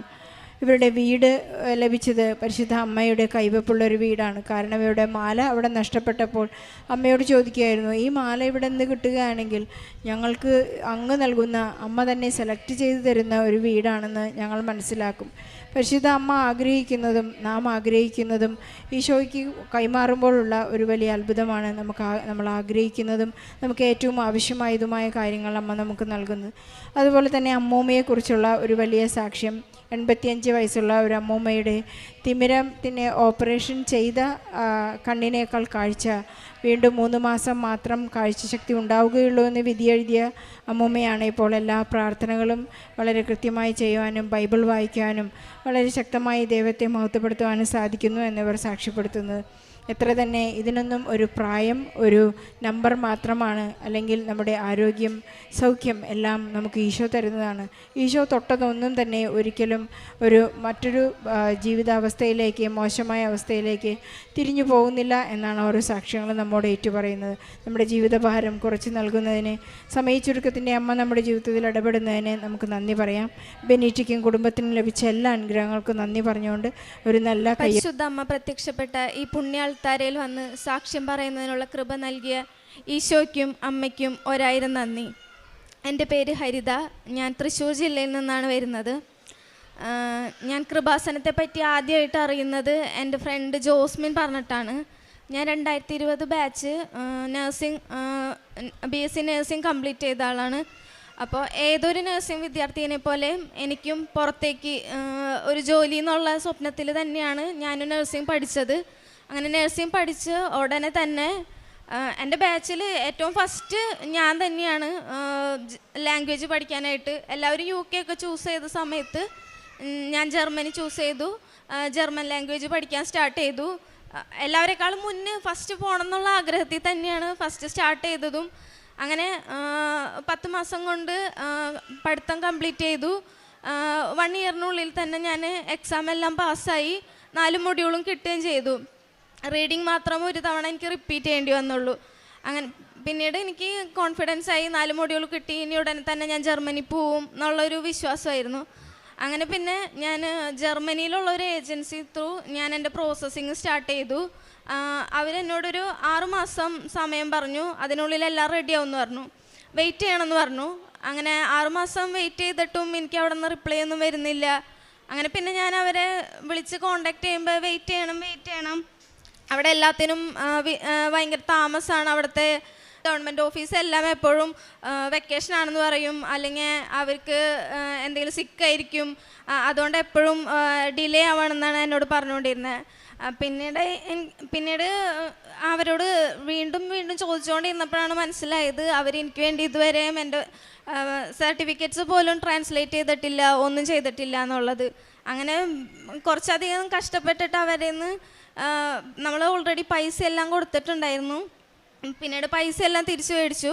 പിന്നീട് വീണ്ടും ഒരു ഏജൻസിയിൽ കൊടുത്തു. വീണ്ടും ഇതേ അനുഭവം തന്നെ. അതെനിക്ക് 1 ഇയറോളം എനിക്ക് പോയി. പിന്നെയും തളർന്നില്ല, എങ്ങനെയെങ്കിലും പോകണം, രക്ഷപ്പെടണം എന്നുള്ളൊരു മൈൻഡായിരുന്നു. അങ്ങനെ ഞാൻ പിന്നെ 3ാമതൊരു ഏജൻസിയിലും കൊടുത്തു. അത് നാട്ടിലുള്ള ഏജൻസി തന്നെയാണ് കൊടുത്തത്. അവിടെ അവർ പറഞ്ഞു വിത്തിൻ 3 months എല്ലാം റെഡിയാവും, എല്ലാം പെട്ടെന്ന് പോകാൻ പറ്റും, പക്ഷെ കോസ്റ്റ് കുറച്ച് കൂടുതലാന്ന് പറഞ്ഞു. എന്നാലും ഓക്കെ, എങ്ങനെയെങ്കിലും പെട്ടെന്ന് പോകണം, കാരണം ഗ്യാപ്പ് വന്നുകൊണ്ടിരിക്കുകയാണ്. അതുകൊണ്ട് നാട്ടിൽ ജോലി കിട്ടണില്ല. ഞാൻ ജസ്റ്റ് ഒന്ന് കയറി നോക്കിയായിരുന്നു. സാലറി ഭയങ്കര കുറവായിരുന്നു. എനിക്ക് എഡ്യൂക്കേഷണൽ ലോൺ ഉണ്ടായിരുന്നു. EMI അടയ്ക്കാൻ പോലുള്ള പൈസ പോലും നാട്ടിൽ കയറുമ്പോൾ കിട്ടണുണ്ടായിരുന്നില്ല. അപ്പോൾ ഞാൻ ഇവിടെ ഒരു ട്യൂഷൻ സെൻറ്ററിൽ സ്റ്റാർട്ട് ചെയ്തു. ട്യൂഷൻ സെൻറ്ററിൽ പോകുമ്പോൾ അതിലും കൂടുതൽ പൈസ എനിക്ക് EMI അടയ്ക്കാനുള്ള പൈസ കിട്ടുമായിരുന്നു. അങ്ങനെ ഞാൻ ട്യൂഷൻ സെൻറ്ററിൽ പോയി തുടങ്ങി. ഇവരെനിക്ക് 3 മാസം കൊണ്ട് എല്ലാം റെഡിയാക്കും എന്നുള്ള കോൺഫിഡൻസ് ആയതുകൊണ്ട് ഓക്കെ, 3 മാസമല്ലേ ട്യൂഷൻ പോയാലും ഓക്കെ, എനിക്ക് കുഴപ്പമില്ല എന്ന് വിചാരിച്ചു. അങ്ങനെ പിന്നീട് 3 മാസം കഴിഞ്ഞിട്ടും ഒരനക്കവും ഇല്ല. പിന്നീടും ഇവരും ഇതുപോലെ തന്നെ പറയാൻ തുടങ്ങി. അപ്പം എനിക്ക് ആകെ വിഷമായി തുടങ്ങി, തകർന്നു പോയി തുടങ്ങി. കാരണം എല്ലാവരും വീട്ടുകാർ, നാട്ടുകാർ, ബന്ധുക്കൾ, ചോദ്യങ്ങൾ, അതാണ് സഹിക്കാൻ പറ്റാത്തത്. മെൻ്റലി ഭയങ്കര തകർന്നു പോയി. പിന്നീടാണ് എൻ്റെ ഫ്രണ്ട് പറഞ്ഞിട്ട് ഞാനിവിടെ വന്ന് ഉടമ്പടി എടുത്തു. ഉടമ്പടി എടുത്തപ്പോൾ തുടങ്ങിയൊരു ഓക്കെ, എന്ത് വന്നാലും ദൈവം കൂടെ ഉണ്ടാവണേ, എത്ര വിഷമം വന്നാലും കുഴപ്പമില്ല, ദൈവമേ കൂടെ ഉണ്ടായാൽ മതി. അങ്ങനെ ഞാൻ മുന്നോട്ട് പോയി. അങ്ങനെ മെയ് ആയിട്ടും എനിക്ക് അവരുടെ അടുത്തുനിന്ന് ഒരു റിപ്ലൈയും വരുന്നില്ല. ഓൾറെഡി എനിക്ക് മാർച്ചിൽ എനിക്ക് എൻ്റെ ഇൻ്റർവ്യൂ എല്ലാം 2023 മാർച്ചിൽ എൻ്റെ ഇൻ്റർവ്യൂ എല്ലാം കഴിഞ്ഞ് കോൺട്രാക്റ്റ് എല്ലാം വന്നിട്ടുണ്ടായിരുന്നു.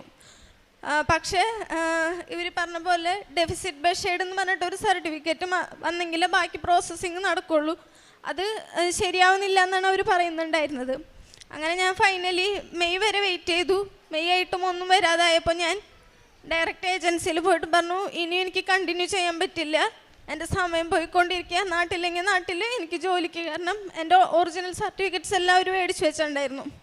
സർട്ടിഫിക്കറ്റ്സ് എല്ലാം തായോ എൻ്റെ ഫണ്ട് റീഫണ്ട് ചെയ്യണമെന്ന് പറഞ്ഞു. അങ്ങനെ ഞാൻ ഏജൻസിക്കാർ ഓക്കെ, ഞാൻ ഫണ്ട് റീഫണ്ട് ചെയ്യാമെന്ന് പറഞ്ഞു. പക്ഷേ ഞാൻ ഒരു ഹോപ്പിലാണ് പോയത്. ഹരിത വെയിറ്റ് ചെയ്യ്, ഞങ്ങൾ റെഡിയാക്കി തരാം എന്നുള്ളൊരു വേട് അവരെ നിന്ന് കിട്ടുമെന്നുള്ള ഒരു ഹോപ്പിലാണ് ഞാൻ അവിടെ പോയത്. പക്ഷെ അവരെനിക്ക് ഫണ്ട് റീഫണ്ട് ചെയ്യാം, പ്രോസസ്സിങ് സ്റ്റോപ്പ് ചെയ്തോളൂ എന്ന് പറഞ്ഞപ്പോൾ ഞാനപ്പോൾ ഉടമ്പടി ഉപ്പെടുത്ത് ഞാൻ കൈ പിടിച്ചിട്ടുണ്ടായിരുന്നു. അവിടെ ഏജൻസിയിൽ ഞാൻ അവിടെ ഇരുന്ന് ഉടമ്പടി ഉപ്പ് അവിടെ ഇട്ടു. ഞാൻ പ്രാർത്ഥിച്ചു, ചങ്കുപൊട്ടി കരഞ്ഞിട്ടാണ് ഞാൻ അവിടെ നിന്ന് ഇറങ്ങിപ്പോകുന്നത്. വീട്ടിൽ വന്നു, അമ്മ ചോദിച്ചു എന്തായി മോളെ എന്ന് ചോദിച്ചു. പ്രോസസ്സിങ് സ്റ്റോപ്പ് ചെയ്തൊന്നും പറയാൻ തോന്നിയില്ല. എന്തോ ഉള്ളിൽ നിന്ന് ആരോ പറഞ്ഞു 3 ആഴ്ച കൊണ്ട് എല്ലാം റെഡിയാവുമെന്ന് പറയാൻ പറഞ്ഞു. ഞാൻ അമ്മയുടെ അടുത്ത് പറഞ്ഞു 3 ആഴ്ചയും കൂടെ വെയിറ്റ് ചെയ്യാൻ അവർ പറഞ്ഞതെന്ന് പറഞ്ഞു.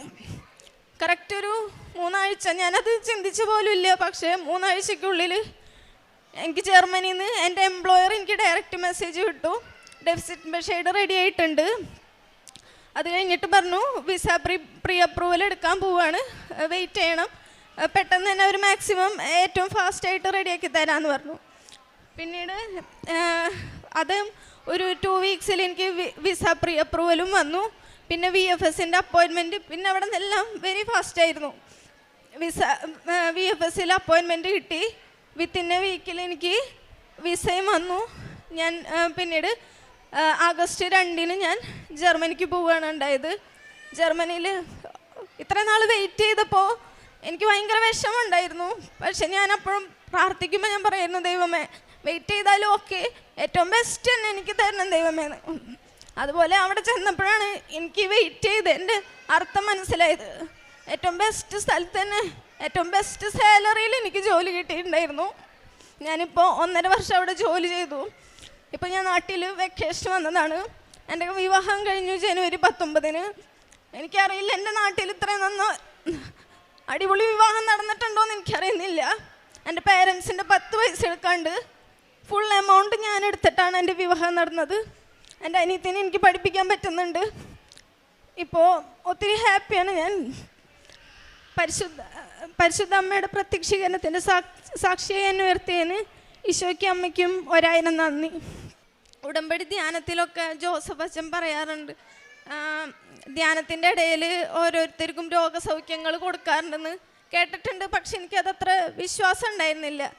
ആ സമയത്ത് ഉടമ്പടി എടുത്ത സമയത്ത് എനിക്ക് കാലിൻ്റെ ഒടിയിലൊരു ചൊറിച്ചിൽ പോലെ വന്നിരുന്നു. പക്ഷെ അത് സ്കിൻ ഡോക്ടറൊന്നും കണ്ടിട്ട് മാറുന്നുണ്ടായിരുന്നില്ല. അപ്പോൾ ഞാൻ ഉടമ്പടി എടുത്തിട്ട് എനിക്ക് പ്രത്യേകിച്ച് അനുഭവങ്ങളൊന്നും ഇല്ലാതിരിക്കുന്ന സമയമായതുകൊണ്ട് അപ്പോൾ ഞാൻ ദൈവത്തിനോട് പറഞ്ഞു, ദൈവം കൂടെ ഉണ്ടെങ്കിൽ എനിക്കതിനൊരു അനുഭവം തരണേന്ന് പറഞ്ഞു പ്രാർത്ഥിച്ചു. അങ്ങനെ ഒരു ദിവസത്തെ ധ്യാനത്തിൽ അച്ഛൻ പറഞ്ഞു, തൊടയുടെ ഇടയിൽ ചൊറിച്ചിലുള്ള വ്യക്തിനെ സുഖപ്പെടുത്തുന്നു എന്ന് പറഞ്ഞു. ഞാൻ പിന്നീട് ആ സമയത്തൊന്നും ഞാൻ ഓയിൻമെൻ്റ് ഒന്നും യൂസ് ചെയ്യാറുണ്ടായിരുന്നില്ല. കൃപാസനത്തിൽ തൈലം മാത്രമാണ് ഞാൻ പുരട്ടിയിരുന്നത്. എനിക്ക് അത്ഭുതം എന്ന് പറയാം, കാരണം ഞാൻ കുറേ നാൾ സ്കിൻ ഡോക്ടറെ കണ്ട് ഞാൻ ഓയിൻമെൻ്റ് എല്ലാം തേച്ചിരുന്നു. പക്ഷെ എനിക്കൊരു മാറ്റം ഉണ്ടായിട്ടുണ്ടായിരുന്നില്ല. പക്ഷെ തൈലം മാത്രം പുരട്ടി ഞാൻ പ്രാർത്ഥിച്ചു. അച്ഛനത് പറഞ്ഞതിന് ശേഷം എനിക്ക് പൂർണ്ണമായിട്ട് സൗഖ്യം ഉണ്ടായിട്ടുണ്ട്. പ്രേക്ഷിത പ്രവർത്തനമായിട്ട് ഞാനിവിടെ നിന്ന് കിട്ടുന്ന പത്രങ്ങൾ ഞാൻ ബസ് സ്റ്റാൻഡിലും പിന്നെ ഞാൻ ജോലിക്ക് പോയിരുന്ന സ്ഥലങ്ങളിലെല്ലാം എല്ലാവർക്കും ഈശോയുടെ അമ്മയുടെയും കാര്യങ്ങൾ പറഞ്ഞ് ഞാൻ കൊടുക്കാറുണ്ടായിരുന്നു. പിന്നെ അതുപോലെ കാരുണ്യപ്രവൃത്തി ആ സമയത്ത് ചെയ്യാൻ എൻ്റെ കയ്യിൽ ഒത്തിരി ചെയ്യാനൊന്നും സാധിച്ചിട്ടുണ്ടായിരുന്നില്ല. പക്ഷേ എല്ലാ ആഴ്ചയും മുടങ്ങാതെ ഞാൻ ഒരാൾക്ക് ഒരു വയ്യാത്ത ഒരാൾക്ക് ഞാൻ പൊതിച്ചോറ് ഞാൻ മുടങ്ങാതെ ഞാൻ കൊടുക്കാറുണ്ടായിരുന്നു. ആത്മീയ ജീവിതത്തിൽ ഞാൻ ബൈബിളൊന്നും അങ്ങനെ വായിച്ചിട്ടില്ല. ഫ്രണ്ട്സൊക്കെ പറഞ്ഞ് എന്താണ് ബൈബിള് അതെല്ലാം അറിയായിരുന്നു. പക്ഷെ ഞാൻ പിന്നീട് ഉടമ്പടി എടുത്തതിന് ശേഷം മുടങ്ങാതെ 1/2 മണിക്കൂർ വീതം എല്ലാ ദിവസവും ബൈബിൾ വായിക്കുമായിരുന്നു. കൊന്ത ചൊല്ലാറുണ്ടായിരുന്നു, സാക്ഷ്യങ്ങൾ കാണാറുണ്ടായിരുന്നു. കാരണം എനിക്ക് ഈ സമയത്തൊക്കെ ഭയങ്കര വിഷമം വരുമ്പോൾ കരച്ചിലായിരുന്നു മെയിൻ. പിന്നീട് ഞാൻ സങ്കടം വരുമ്പോൾ സാക്ഷ്യം കാണാൻ തുടങ്ങി. സാക്ഷ്യം കാണുമ്പോൾ നമുക്ക് എങ്ങനെ പ്രാർത്ഥിക്കണ്ടേ, സങ്കടം വന്നാലും ഒക്കെ സാക്ഷ്യം കാണുമ്പോൾ ഭയങ്കര സന്തോഷമായിരുന്നു. എല്ലാത്തിനും ഒരു മാറ്റം ഉണ്ടാവും എന്നൊരു പ്രതീക്ഷ കിട്ടിയിരുന്നത് സാക്ഷ്യങ്ങൾ കണ്ടപ്പോഴായിരുന്നു. പിന്നെ അതുപോലെ അച്ഛൻ്റെ ധ്യാനം കണ്ടപ്പോഴാണ് എനിക്ക് എങ്ങനെയാണ് കൃത്യമായിട്ട് പ്രാർത്ഥിക്കേണ്ടത്. ധ്യാനത്തിലുണ്ടാവും ഒരാഴ്ച എനിക്ക് ഓരോ വിഷമായിരിക്കും. അപ്പം അച്ഛൻ പറഞ്ഞു തരുന്ന ഓരോ കാര്യങ്ങൾ വെച്ചിട്ട് പ്രാർത്ഥിക്കുമ്പോഴാണ് എനിക്ക് ശരിക്കും മനസ്സിനൊരു സന്തോഷം കിട്ടാറുണ്ടായിരുന്നത്. ഈശോയ്ക്കും അമ്മയ്ക്കും 1000 നന്ദി. അവിടുത്തെ നോക്കിയവർ പ്രകാശിതരായി, അവർ ലജ്ജിതരാവുകയില്ല. ഈ എളിയവൻ നിലവിളിച്ചു, കർത്താവ് കേട്ടു. എല്ലാ കഷ്ടതകളിൽ നിന്ന് അവനെ രക്ഷിക്കുകയും ചെയ്തു. സങ്കീർത്തനം 34:56 വചനമാണ്. ദൈവത്തിൽ ആശ്രയിക്കുന്നവർക്ക് ആത്മീയമായ സന്തോഷവും സമാധാനവും ലഭിക്കുന്നു. അവർ നിരാശയിലോ ലജ്ജയിലോ പതിയുന്നതായിട്ട് നാം കാണുന്നില്ല. കാരണം ദൈവമാണ് അവരുടെ രക്ഷകൻ. പ്രാർത്ഥന കേൾക്കുന്ന ഒരു ദൈവമാണ് അവരുടെ കൂടെയുള്ളത്. കഷ്ടതകളിൽ നിന്ന് രക്ഷിക്കുന്ന ഒരു ദൈവമാണ് അവരുടെ കൂടെയുള്ളത്.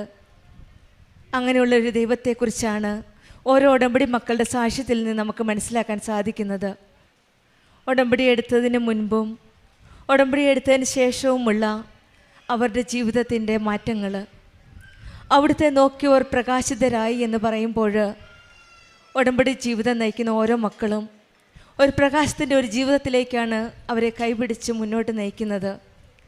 അവർക്ക് ലജ്ജിതരായിരുന്നായിരിക്കാം, പക്ഷെങ്കിൽ വീണ്ടും ലജ്ജിതരാകാനായിട്ട് ദൈവം ഒരു വഴി ഒരുക്കുന്നില്ല. അവർ നിലവിളിക്കുമ്പോൾ കർത്താവ് കേൾക്കുന്നു. എല്ലാ കഷ്ടതകളിൽ നിന്നും അവരെ രക്ഷിക്കുവാനായിട്ട് ദൈവമാണ് അവരുടെ കൂടെയുള്ളതെന്നാണ് ഹരിത എന്ന മകളുടെ സാക്ഷ്യത്തിൽ നിന്ന് നമുക്ക് മനസ്സിലാകുന്നത്. വിളിച്ചപേക്ഷിക്കുന്നവർ ഒരിക്കലും കൈവിടാത്ത ദൈവത്തിൻ്റെ ഒരു സാക്ഷ്യമാണ്.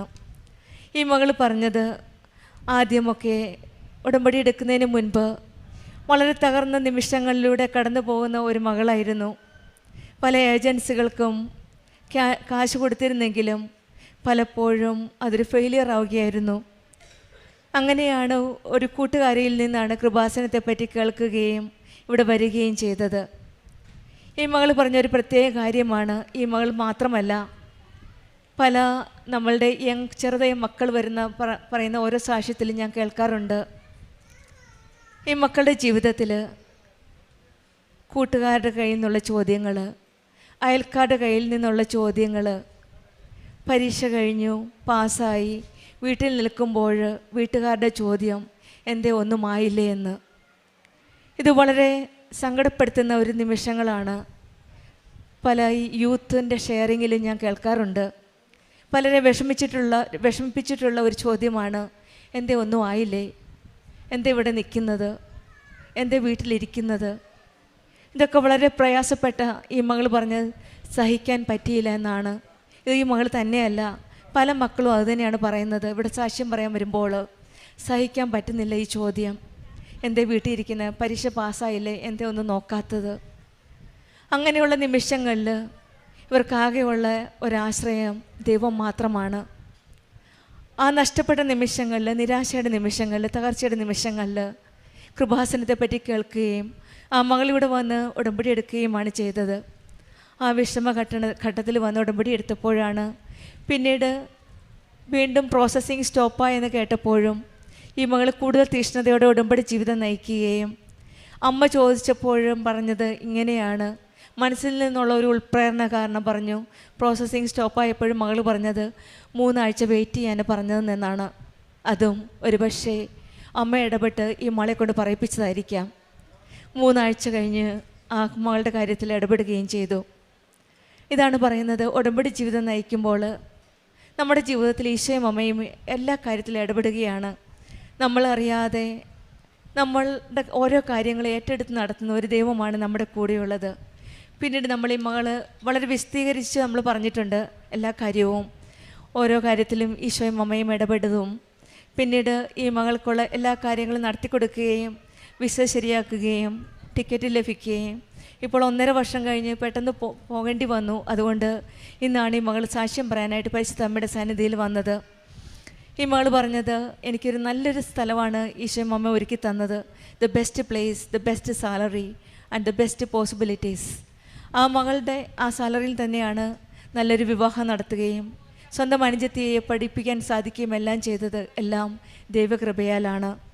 നിൻ്റെ ദൈവമായ കർത്താവ്, വിജയം നൽകുന്ന ശ്രോതാവ് നിൻ്റെ മധ്യേ ഉണ്ടെന്നാണ് സെഫാനിയ പ്രവാചകൻ്റെ പുസ്തകത്തിൽ 3-ാം അധ്യായം 17-ാം വചനം പറയുന്നത്. നമ്മുടെ ദൈവമായ കർത്താവ്, വിജയം നൽകുന്ന ദൈവം, യോദ്ധാവ് നമ്മുടെ കൂടെയുള്ളപ്പോൾ നമ്മൾക്കൊന്നും ഭയപ്പെടേണ്ട ആവശ്യമില്ല. രക്ഷിക്കാൻ കഴിവുള്ള ശക്തനായ യോദ്ധാവാണ് നമ്മുടെ കൂടെയുള്ളത്. നമ്മുടെ നിരാശയിൽ നിന്ന് വിടുവിച്ച് തൻ്റെ ജനത്തെ സംരക്ഷിക്കുന്ന ഒരു ദൈവമാണ്. സ്നേഹത്തിൻ്റെയും ആനന്ദത്തിൻ്റെയും സന്തോഷത്തിൻ്റെയും വഴിയിലൂടെ നയിക്കുന്ന ഒരമ്മയാണ് നമ്മുടെ കൂടെയുള്ളത്. കർത്താവായ ദൈവം, പരിപാലിക്കുന്ന ദൈവം, സംരക്ഷിക്കുന്ന ദൈവം, നമ്മെ സുഖപ്പെടുത്തുന്ന ദൈവം. ഈ മകൾ പറഞ്ഞ സ്കിൻ പ്രോബ്ലം ഉണ്ടായപ്പോഴും ഉടമ്പടി വസ്തുക്കൾ മാത്രം ഉപയോഗിച്ചാണ് രോഗസൗഖ്യം ലഭിച്ചതെന്നാണ്. നമ്മുടെ ഏതവസ്ഥയിലും രോഗത്തിലായാലും ജോലിയില്ലായ്മയിലായാലും ഏതവസ്ഥയിലായാലും നമ്മുടെ കൂടെ നിൽക്കുന്ന, നമ്മുടെ കൂടെ സമീപസ്ഥനായ ഒരു ദൈവമാണ്, നമ്മെ താങ്ങി നിർത്തുന്ന ഒരു ദൈവമാണ് നമ്മുടെ കൂടെ ഉള്ളത്. എല്ലാവരിലും എല്ലാ സമയത്തും കൂടെയുള്ള ഒരു ദൈവം. അവൻ്റെ വചനത്തിൽ ആശ്രയിച്ച് അവിടുത്തെ സ്നേഹത്തിൽ വസിക്കുകയും ചെയ്യുമ്പോൾ നമ്മുടെ ജീവിതത്തിലും കൂടുതൽ ദൈവാനുഗ്രഹം ലഭിക്കുമെന്ന് നമുക്കും വിശ്വസിക്കാം. കൂടെയുള്ള ദൈവം ലഭിച്ച സകലരുടെയും കണ്ണുനീർ തുടയ്ക്കുന്ന ഒരു ദൈവമാണ് നമ്മുടെ കൂടെയുള്ളത്. എല്ലാം തുടച്ചു നീക്കുന്ന സകലരുടെയും കണ്ണുനീർ അവിടുന്ന് തുടച്ചു നീക്കുമെന്നാണ് യെശയ്യാ പ്രവാചകൻ്റെ പുസ്തകത്തിൽ 75-ാം അധ്യായം 8-ാം വചനം പറയുന്നത്. കർത്താവിൽ വിശ്വാസം അർപ്പിക്കുക, എല്ലാം അവൻ നോക്കിക്കൊള്ളും. ഈ മകൾക്ക് ഹരിതയ്ക്കും കുടുംബത്തിനും ലഭിച്ച എല്ലാ അനുഗ്രഹങ്ങളും, പ്രത്യേകിച്ചും കൂടെ നിന്ന ഒരു ദൈവത്തിന്, ഈ എല്ലാ പ്രശ്നങ്ങളിലും ബുദ്ധിമുട്ടുകളിലും കൈപിടിച്ച് മുന്നോട്ട് നടത്തിയ പരിശുദ്ധ അമ്മയ്ക്കും, സംരക്ഷിച്ച് കാത്തു പരിപാലിച്ച ദൈവത്തിനും എല്ലാവിധ അനുഗ്രഹങ്ങളും നൽകി കൊടുത്ത ഈ പരിശുദ്ധ അമ്മയ്ക്കും ദൈവത്തിനും നമുക്ക് നന്ദി പറയാം. പ്രാർത്ഥിക്കുകയും യാചിക്കുകയും ചെയ്യുന്ന എന്ത് ലഭിക്കുമെന്ന് വിശ്വസിച്ച് നിങ്ങൾക്ക് ലഭിക്കുക തന്നെ ചെയ്യുമെന്നാണ് മർക്കോസിൻ്റെ സുവിശേഷം 11-ാം അധ്യായം പറയുന്നത്. നമ്മൾക്കും വിശ്വസ്തയോടെ പ്രത്യാശയോടെ നമുക്കും പ്രാർത്ഥിക്കാം. ദൈവത്തിൻ്റെ കരം പിടിച്ച് നമുക്ക് ഉടമ്പടി ജീവിതം മുന്നോട്ട് നയിക്കാം. ഹരിതയ്ക്കും കുടുംബത്തിൽ ലഭിച്ച എല്ലാ അനുഗ്രഹങ്ങൾക്കും നമ്മൾക്ക് കരങ്ങളടിച്ച് ദൈവത്തെ മഹത്വപ്പെടുത്താം. യേശുവേ നന്ദി. യേശുവേ, ഈ പുണ്യഭൂമിയിൽ നിന്ന് സാക്ഷ്യം പറയാനായിട്ട് എന്നെ അനുഗ്രഹിച്ച എൻ്റെ അമ്മയോടും അപ്പായോടും ഞാൻ നന്ദി പറയുന്നു. എൻ്റെ പേര് ശ്രീകല. ഞാൻ ചങ്ങനാശ്ശേരിയിൽ നിന്ന് വരുന്നു.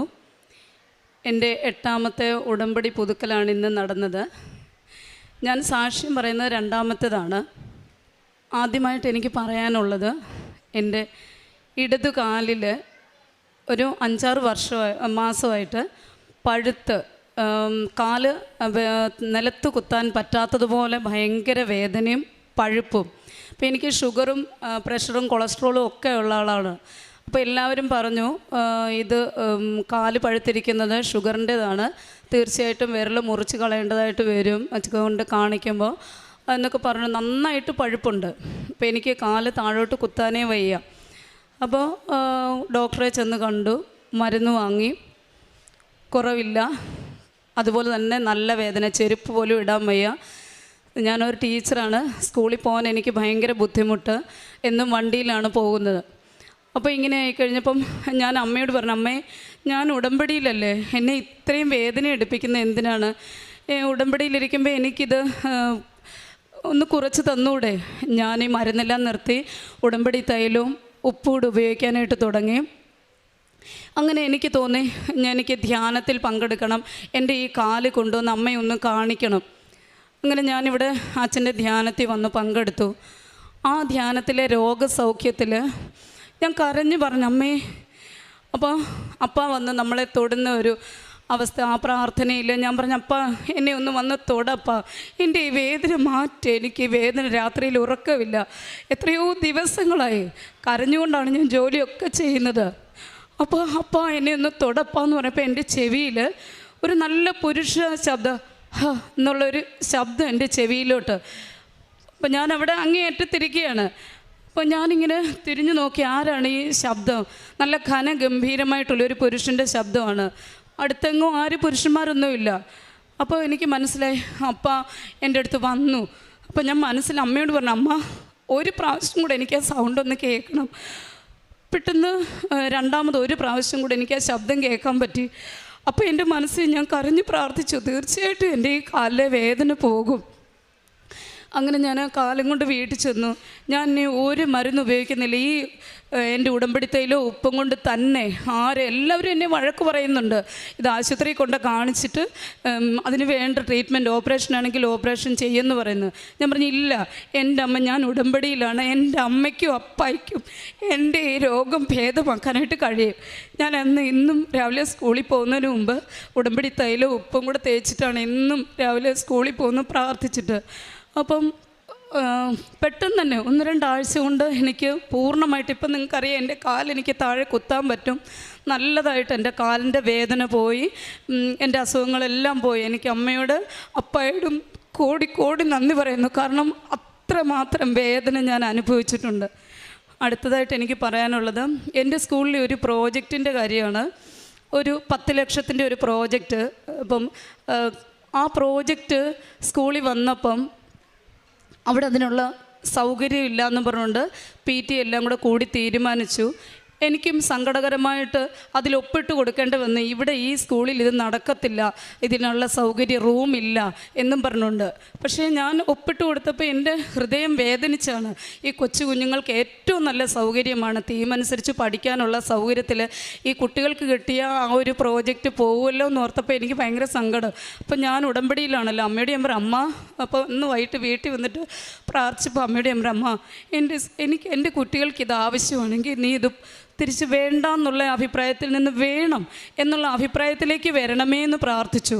അത്ഭുതമെന്ന് പറയട്ടെ, പിറ്റേ ദിവസം മുകളിൽ നിന്നുള്ള അറിയിപ്പ് വന്നു, ഈ സ്കൂളിൽ ഇത് ചെയ്തേ പറ്റൂന്ന്.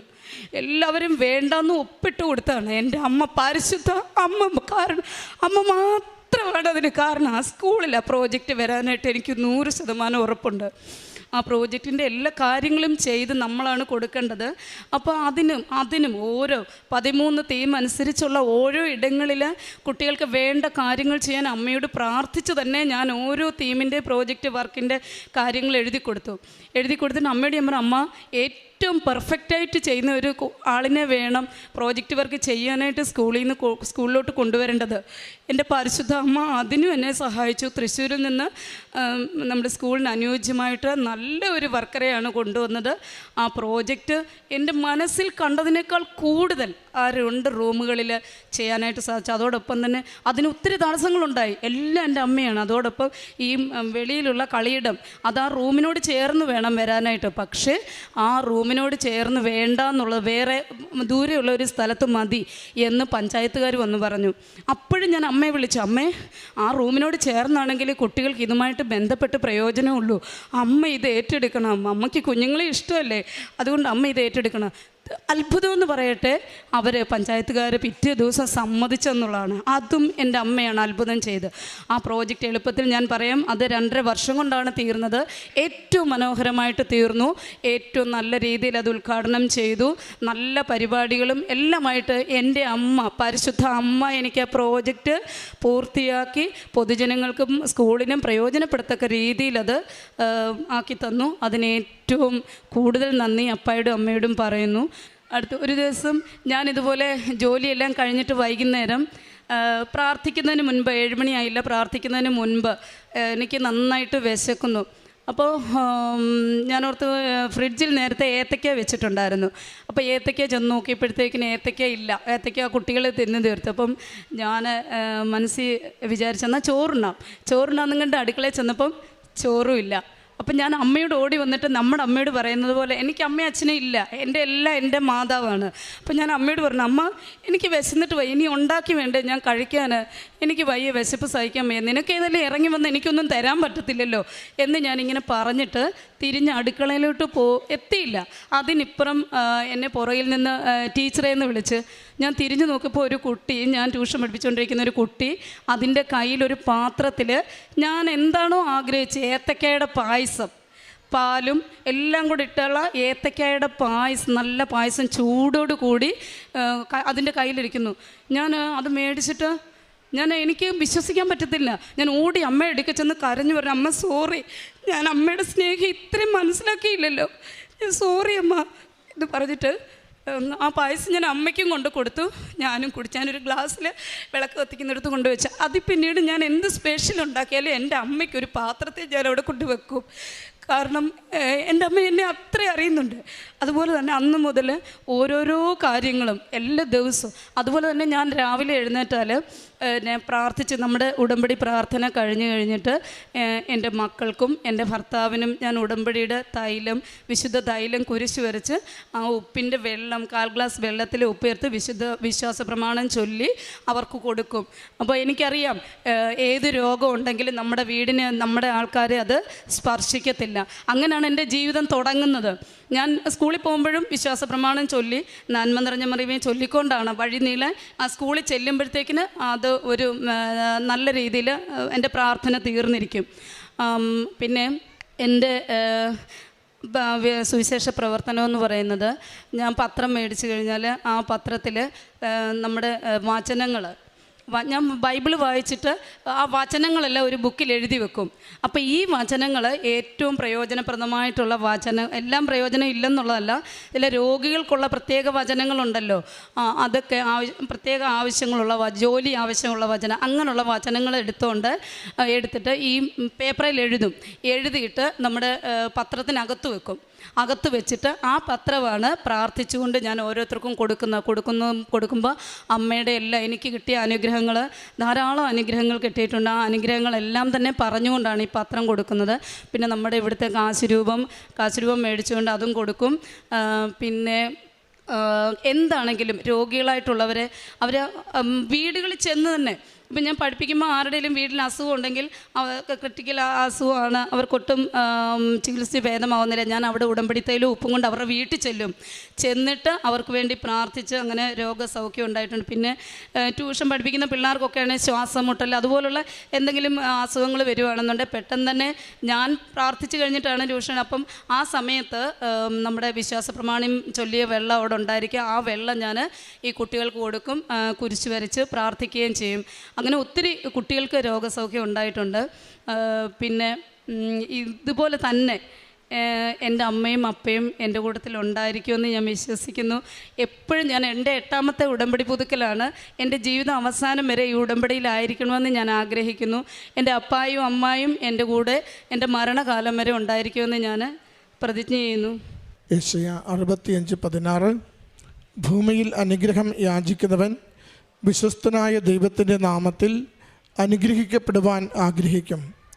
ശപഥം ചെയ്യുന്നവൻ വിശ്വസ്തനായ ദൈവത്തിൻ്റെ നാമത്തിൽ അത് ചെയ്യും. മുൻകാല ക്ലേശങ്ങൾ ഞാൻ മറന്നിരിക്കുന്നു, അവ എൻ്റെ ദൃഷ്ടിയിൽ നിന്ന് മറയ്ക്കപ്പെട്ടിരിക്കുന്നു.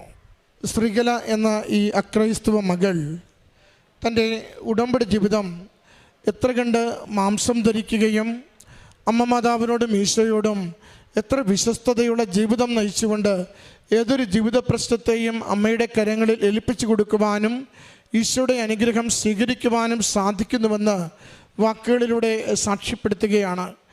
രോഗത്തിൻ്റെ സൗഖ്യമാവട്ടെ, ഒരു അത്യാവശ്യ നേരത്ത് ഭക്ഷണത്തിന് വേണ്ടിയുള്ള ആഗ്രഹമാവട്ടെ, ഏറെ ക്ലേശിച്ചിരുന്ന ചില ജീവിത വിഷയങ്ങൾ അമ്മ മാതാവ് ഏറ്റെടുത്ത് അനുഗ്രഹിച്ച് നൽകിയതാവട്ടെ, ഏത് കാര്യത്തിനും അമ്മയുടെ കരങ്ങളിൽ ഏൽപ്പിച്ചു കൊടുത്താൽ ഭാരം ലഘൂകരിച്ച് സമയം ചുരുക്കി നൽകി ജീവിത വിഷയത്തിന്മേൽ ദൈവികമായ ഇടപെടലുകൾ നൽകുമെന്ന് സഹോദരി വാക്കുകളിലൂടെ സാക്ഷ്യപ്പെടുത്തുകയാണ്.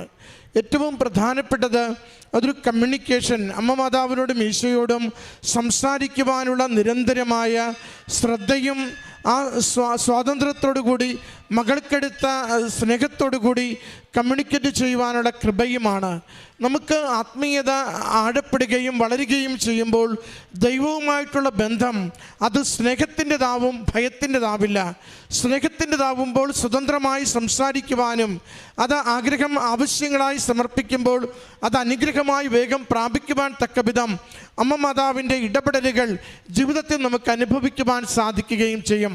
സഹോദരി പറയുന്നുണ്ട്, ഇവിടെ അച്ഛൻ്റെ ധ്യാനം കൂടിക്കൊണ്ട് രോഗസൗഖ്യ പ്രാർത്ഥനയുടെ സമയത്ത് തൻ്റെ ഒരു കാര്യത്തിന് വേണ്ടി അമ്മയോട് പ്രാർത്ഥിക്കുമ്പോൾ അത് സ്വരം കേട്ടുകൊണ്ട് ദൈവികമായ സാന്നിധ്യം അനുഭവിച്ചുകൊണ്ട് ആ സൗഖ്യം നേടുവാൻ തക്കവിധം അമ്മ മാതാവ് തൻ്റെ ജീവിതത്തെ നയിച്ചതും അനുഗ്രഹിച്ചതും. പ്രിയമുള്ളവരെ, ഉടമ്പടി എപ്പോഴും ദൈവസാന്നിധ്യം നമ്മുടെ ജീവിതത്തിൽ അനുഭവിക്കുവാൻ വേണ്ടി നമ്മളെ സഹായിക്കുന്നതാണ്.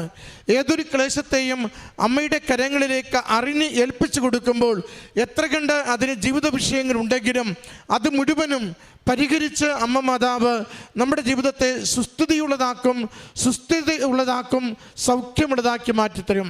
അതിൻ്റെ സാക്ഷ്യമാണ് ഈ മകൾ ഈ അൾത്താരയിൽ പങ്കുവെച്ചത്.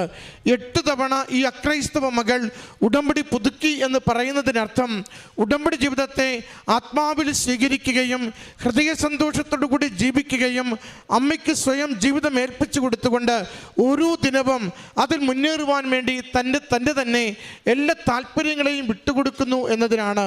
ഉടമ്പടി ഒരു ജീവിതക്രമമാണ്. ഏതെങ്കിലും ഒരു കാര്യം നേടുവാൻ വേണ്ടി അല്പ ദിവസത്തേക്കുള്ള ഒരു എളുപ്പവഴിയല്ല, മറിച്ച് ദൈവത്തിന് ഉടമസ്ഥതയുള്ള ജീവിതമാണിതെന്ന് എക്കാലത്തേക്കും ലോകത്തോട് സാക്ഷ്യപ്പെടുത്തുവാൻ വേണ്ടി നമ്മളെ തന്നെ സമർപ്പിക്കുന്ന ജീവിതക്രമമാണ്. ഈ സഹോദരിക്ക് അമ്മയിലൂടെയും ഈശോയിലൂടെയും ലഭിച്ച എല്ലാ അനുഗ്രഹങ്ങൾക്കും അമ്മയുടെ പ്രത്യക്ഷീകരണത്തിൻ്റെ സാക്ഷിയായി ഈ തിരുവൽത്തായിൽ നിന്ന് സാക്ഷ്യം പറയാൻ ലഭിച്ച അനുഗ്രഹത്തെ ഓർത്ത് ഞാൻ അമ്മയ്ക്കും തിരുക്കുമാറിനും 1000 നന്ദി അർപ്പിക്കുന്നു. എൻ്റെ പേര് ജീതു. ഞാൻ വരുന്നത് ചേർത്തല വയലാറിൽ നിന്നാണ്. എൻ്റെ ഇടവക സെൻറ്റ് മൈക്കിൾസ് ചർച്ച് കാവിലാണ്. ഞാൻ കൃപാസനത്തെക്കുറിച്ച് മുമ്പേ കേട്ടിട്ടുണ്ടെങ്കിലും ഞാൻ ഇവിടെ വന്ന് ഉടമ്പടി എടുത്തിട്ടുണ്ടായിരുന്നില്ല. ഞാൻ 2019-23 നഴ്സിംഗ് പഠിച്ചത്. ഞാൻ നഴ്സിംഗ് പഠിക്കാൻ ചേർന്ന് 6 മന്ത് കഴിഞ്ഞപ്പോൾ കോവിഡ് സ്റ്റാർട്ടാകുകയും നാട്ടിലേക്ക് പോരുകയും ചെയ്തു. അങ്ങനെ ഇരിക്കുമ്പം ഓൺലൈൻ ക്ലാസ് ആയിരുന്നു. എനിക്ക് ക്ലാസ്സിലൊന്നും അത്ര ശ്രദ്ധിക്കുന്നൊന്നും ഇല്ലായിരുന്നു. എക്സാം വന്നു. എക്സാമിന് വേണ്ടി മാത്രമായിട്ടാണ് ബാംഗ്ലൂർക്ക് പോയത്. അവിടെ എക്സാം എഴുതി റിസൾട്ട് വന്നപ്പോൾ സപ്ലി ഉണ്ടായിരുന്നു. അതിനിടയിൽ സെക്കൻഡ് ഇയർ ക്ലാസ്സും അതിൻ്റെ എക്സാമും എല്ലാം കൂടി ആയപ്പോൾ ഒട്ടും എക്സാമിൽ ശ്രദ്ധിക്കാൻ പറ്റുന്നില്ലായിരുന്നു. അങ്ങനെ ഇരുന്നപ്പോൾ എൻ്റെ ഒരു ഫ്രണ്ടാണ് പറഞ്ഞത്, ഇങ്ങനെ കൃപാസനം എന്നൊരു പള്ളിയുണ്ട്, അവിടെ ഒരു മാതാവുണ്ട്, അവരുടെ ജീവിതത്തിൽ ഒത്തിരി അനുഗ്രഹങ്ങൾ ലഭിച്ചിട്ടുണ്ട്, നമുക്കിങ്ങനെ ലൈറ്റ് ക്യാൻഡിൽ പ്രെയർ ഇട്ട് പ്രാർത്ഥിച്ചാൽ ഉറപ്പായും പാസ്സാവും എന്നൊക്കെ. അങ്ങനെ ഞാൻ എൻ്റെ റൂംമേറ്റ്സിനോട് പറയുകയും ഞങ്ങൾ 6 പേരും ലൈറ്റ് ക്യാൻഡിൽ പ്രെയർ ഇട്ട് പ്രാർത്ഥിക്കുകയും ചെയ്തു. അതിൻ്റെ ഫലമായി ഞങ്ങൾ എക്സാം പാസ്സാവുകയും സെക്കൻഡ് ഇയറിലും ഞങ്ങൾ അങ്ങനെ തന്നെ പ്രാർത്ഥിച്ചു. ഫസ്റ്റ് ക്ലാസ്സോടുകൂടി പാസ്സായി. തേർഡ് ഇയർ ആയപ്പോൾ ഞാൻ മാതാവിനോട് പറഞ്ഞു, മാതാവ് എനിക്ക് ഡിസ്റ്റിങ്ഷൻ വേണം, ഫസ്റ്റ് ക്ലാസ് പോരാ എന്ന് പറഞ്ഞു. അങ്ങനെ രാവിലെ എഴുന്നേറ്റ് ഞങ്ങളെല്ലാവരും കൊന്ത ചൊല്ലി പ്രാർത്ഥിക്കുമായിരുന്നു. എക്സാമിന് പോകുമ്പോഴാണെങ്കിലും വിശ്വാസ പ്രമാണം ചൊല്ലിയാണ് ഞങ്ങൾ എക്സാം അറ്റൻഡ് ചെയ്തുകൊണ്ടിരുന്നത്. ഒരു ദിവസം രാത്രി ഉറങ്ങിയപ്പോൾ ഞാനിങ്ങനെ ഒരു സ്വപ്നം കണ്ടു. ഞാൻ എൻ്റെ കോളേജിൻ്റെ ഏറ്റവും പൊക്കത്തെ നിലയിലിരുന്ന് കരഞ്ഞപ്പോൾ എൻ്റെ ഒരു ഫ്രണ്ട് വന്നിട്ട് പറയുവാണ്, നിനക്ക് ഡിസ്റ്റിങ്ഷൻ ഉണ്ടെന്ന്. ഞാൻ അന്നേരം രാവിലെ കോളേജിൻ്റെ സമയത്ത് ഇതുവരെ റിസൾട്ട് പബ്ലിഷ് ചെയ്തിട്ടില്ല. അപ്പോൾ രാത്രിയാണ് പബ്ലിഷ് ചെയ്യാറുള്ളത്. അതുകൊണ്ട് ഞാൻ ചുമ്മാ കണ്ടതായിരിക്കും എന്ന് കരുതി. പക്ഷേ അന്ന് 3 മണിയായപ്പോൾ കോളേജിൽ ഇരുന്നപ്പോൾ തന്നെ റിസൾട്ട് പബ്ലിഷ് ചെയ്തു. റിസൾട്ട് സെയിം സാഹചര്യം തന്നെയായിരുന്നു. കുറച്ച് പേരുടെ ഫോൺ ഉണ്ടായിരുന്നുള്ളൂ. റേഞ്ച് ഇല്ലാത്തതുകൊണ്ട് എല്ലാവരും പല സ്ഥലത്തേക്ക് പോയി. എൻ്റെ റിസൾട്ട് നോക്കിയിട്ട് കിട്ടുന്നുമില്ലായിരുന്നു. അങ്ങനെ ഞാൻ കരഞ്ഞിരുന്നപ്പോഴത്തേക്ക് ഒരു ഫ്രണ്ട് വന്നിട്ട് പറഞ്ഞു, നീ ഇവിടെ ഇരുന്ന് പ്രാർത്ഥിച്ചോ, ഞാൻ പോയിട്ട് റിസൾട്ട് നോക്കി വന്ന് പറയാമെന്ന് പറഞ്ഞു. ഞാൻ കണ്ട ആ സ്ഥലത്ത് തന്നെ അവൾ വന്ന് പറഞ്ഞു, നിനക്ക് ഡിസ്റ്റിങ്ഷൻ ഉണ്ടെന്ന്. ഞാൻ ഒത്തിരി കരഞ്ഞ് മാതാവിനെ നന്ദി പറഞ്ഞു. അതുപോലെ തന്നെ 4th ഇയർ മാതാവ് എനിക്ക് ഡിസ്റ്റിങ്ഷനോട് തന്നെ പാസ്സാക്കി. പിന്നീട് എന്ത് ചെയ്യും, പഠിക്കണോ അതോ ജോലിക്ക് കയറണോ എന്നുള്ളൊരു ഡൗട്ടായിരുന്ന സമയത്ത് എൻ്റെ ഒരു ഫ്രണ്ട് ജർമ്മൻ പഠിക്കുന്നതിനെക്കുറിച്ച് പറയുകയും ഒരു ഏജൻസീനെ പരിചയപ്പെടുത്തുകയും ചെയ്തു. അവിടെ തന്നെ ഞാൻ പഠിച്ചു. പഠിത്തം അതിൻ്റെ ഇടയ്ക്കാണ് ഞാനൊരു അപ്രതീക്ഷിതമായി കൃപാസനത്തിൽ വരികയും ഉടമ്പടി എടുക്കുകയും ചെയ്തത്. ഞാൻ ഒട്ടും പ്ലാൻ ചെയ്ത് വന്നതല്ല, മാതാവായിട്ട് തന്നെ എന്നെ ഉടമ്പടി എടുപ്പിച്ചതാണ്. അങ്ങനെ ഉടമ്പടി എടുത്തു. പിന്നെ ഉടമ്പടിയിൽ തന്നെ ജീവിച്ചു. പെട്ടെന്ന് ക്ലാസ് കഴിഞ്ഞ ഉടനെ തന്നെ എനിക്ക് ഡേറ്റ് കിട്ടി. 3 മൊഡ്യൂൾ ഞാൻ എടുത്തു. പക്ഷേ ഒത്തിരി പഠിച്ചു ഞാൻ നന്നായിട്ട്. പ്രാർത്ഥന ഉണ്ടായിരുന്നു, എങ്കിലും അത്രയും പോരായിരുന്നു എന്ന് എനിക്ക് തോന്നുന്നു. ആ 3 മൊഡ്യൂളും ഞാൻ ഫെയിലായി. പിന്നീട് ഒത്തിരി കൂടുതൽ ഞാൻ പ്രാർത്ഥനയിലേക്കായി. ഒത്തിരി സങ്കടം ഉണ്ടായിരുന്നു. നന്നായിട്ട് പഠിച്ചതാണ്, പക്ഷേ നന്നായിട്ട് എഴുതിയതുമാണ്, പക്ഷേ പാസ്സായില്ല. പിന്നീട് 2 മൊഡ്യൂൾ എടുത്തു. ഞാൻ എക്സാം എഴുതാൻ പോയ സമയത്ത് എൻ്റെ ചാച്ചൻ്റെ അമ്മ ഇവിടെ വന്നിരുന്ന് പ്രാർത്ഥിച്ചു. എനിക്കതിൽ 1 മൊഡ്യൂൾ പാസ്സായി. പിന്നീട് പെട്ടെന്ന് തന്നെ അടുത്ത മാസം തന്നെ എനിക്ക് വീണ്ടും ഡേറ്റ് ലഭിച്ചു. അതിലും ഞാൻ 1 മൊഡ്യൂൾ പാസ്സായി. പിന്നീട് നെക്സ്റ്റ് മൊഡ്യൂളും പെട്ടെന്ന് തന്നെ എനിക്ക് ഡേറ്റ് കിട്ടി. അത് ഞാൻ 1 മൊഡ്യൂൾ മാത്രമായിട്ട് എടുത്തു. അവിടെ പോയി അത് നന്നായിട്ട് പഠിക്കുകയും പ്രാർത്ഥിക്കുകയും ഒരുങ്ങുകയും ചെയ്താണ് ഞാൻ പോയത്. അവിടെ എത്തിയപ്പോൾ ഞാൻ ഇതേവരെയും കണ്ടിട്ടില്ലാത്തൊരു ക്വസ്റ്റ്യൻ. എന്ത് ചെയ്യണമെന്ന് എനിക്കറിയില്ലായിരുന്നു. ഒത്തിരി കരഞ്ഞു, പ്രാർത്ഥിച്ചു.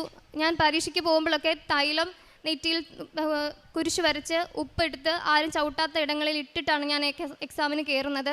അന്നും ഞാൻ അങ്ങനെ തന്നെയാണ് ചെയ്തത്. പക്ഷേ ക്വസ്റ്റ്യൻ കണ്ടിട്ട് എനിക്ക് എന്ത് ചെയ്യണമെന്ന് അറിയില്ല. കുറേ സമയം ഞാൻ വെറുതെ ഇരുന്നു.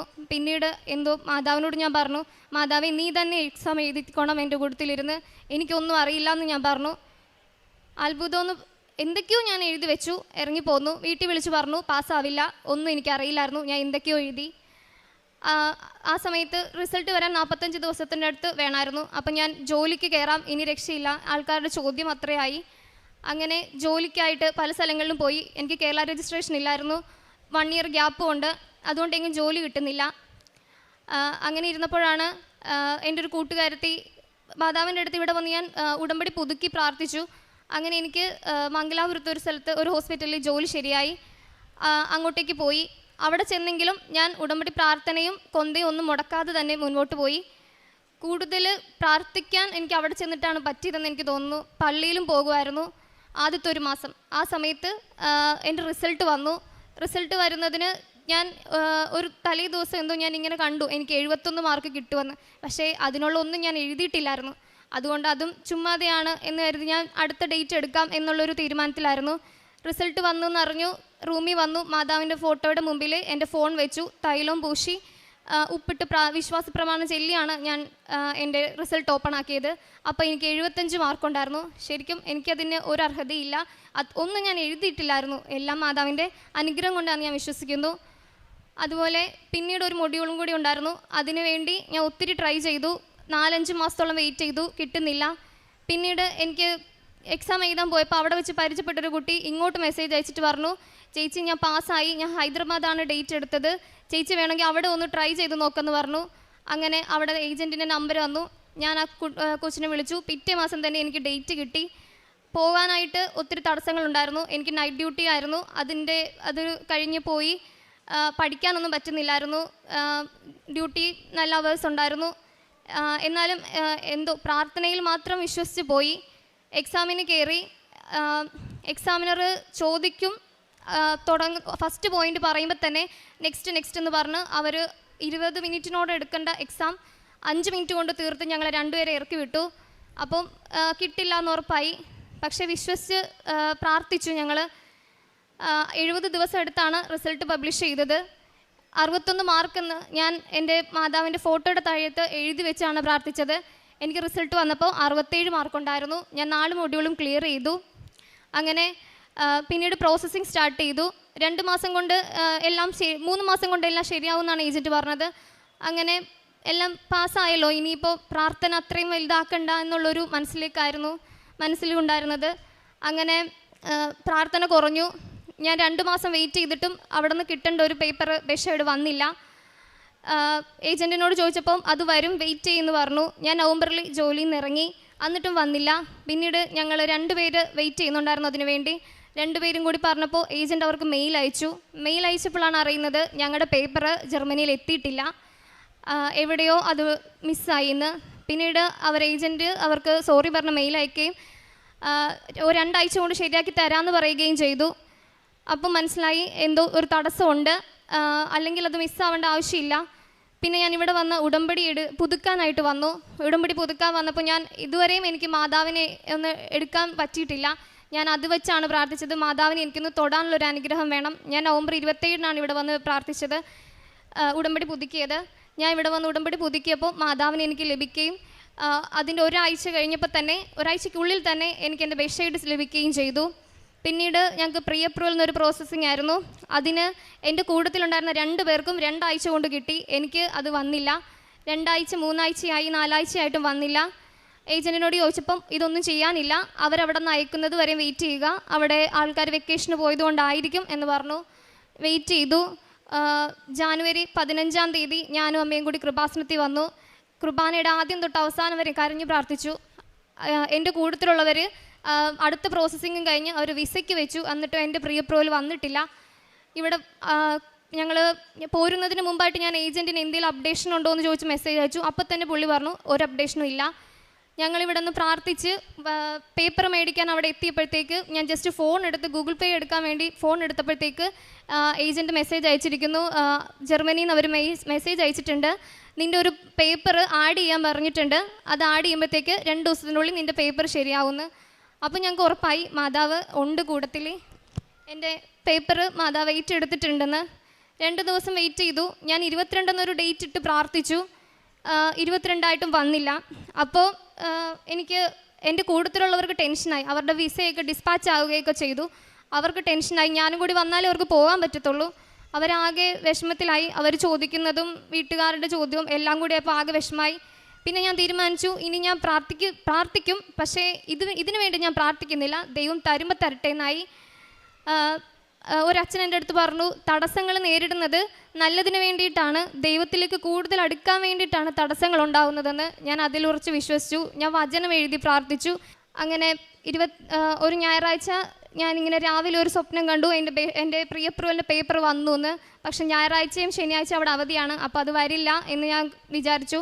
പക്ഷെ അന്ന് രാത്രിയായപ്പോൾ ഏജൻറ്റ് മെസ്സേജ് അയച്ചു, പുള്ളിയുടെ മിസ്റ്റേക്ക് കൊണ്ടാണ്. ഓൾറെഡി 2 ദിവസത്തിന് മുമ്പ് എൻ്റെ പേപ്പർ വന്നതാണ്. പുള്ളി മെയിൽ ചെക്ക് ചെയ്യാത്തതുകൊണ്ട് കാണാതെ പോയതാണെന്ന്.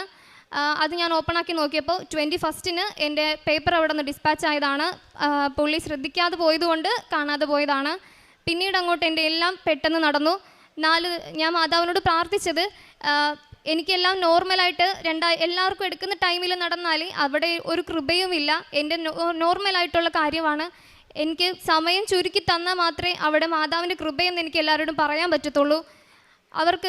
മറ്റുള്ളവർക്ക് 2 ആഴ്ച എടുത്ത കാര്യം എനിക്ക് 4 ദിവസം കൊണ്ട് നടക്കുകയും എൻ്റെ വിസ 9 വർക്കിംഗ് ഡേയ്സ് കൊണ്ട് ഡിസ്പാച്ച് ആവുകയും ഫെബ്രുവരി 14-ാം തീയതി എൻ്റെ വിസ എൻ്റെ കൈകൾ കിട്ടുകയും ഫെബ്രുവരി 17-ാം തീയതി എനിക്ക് ടിക്കറ്റ് എടുത്തു. ഞാൻ ഈ ഫെബ്രുവരി 23 തിങ്കളാഴ്ച ഞാൻ ജർമ്മനിക്ക് പോവുകയാണ്.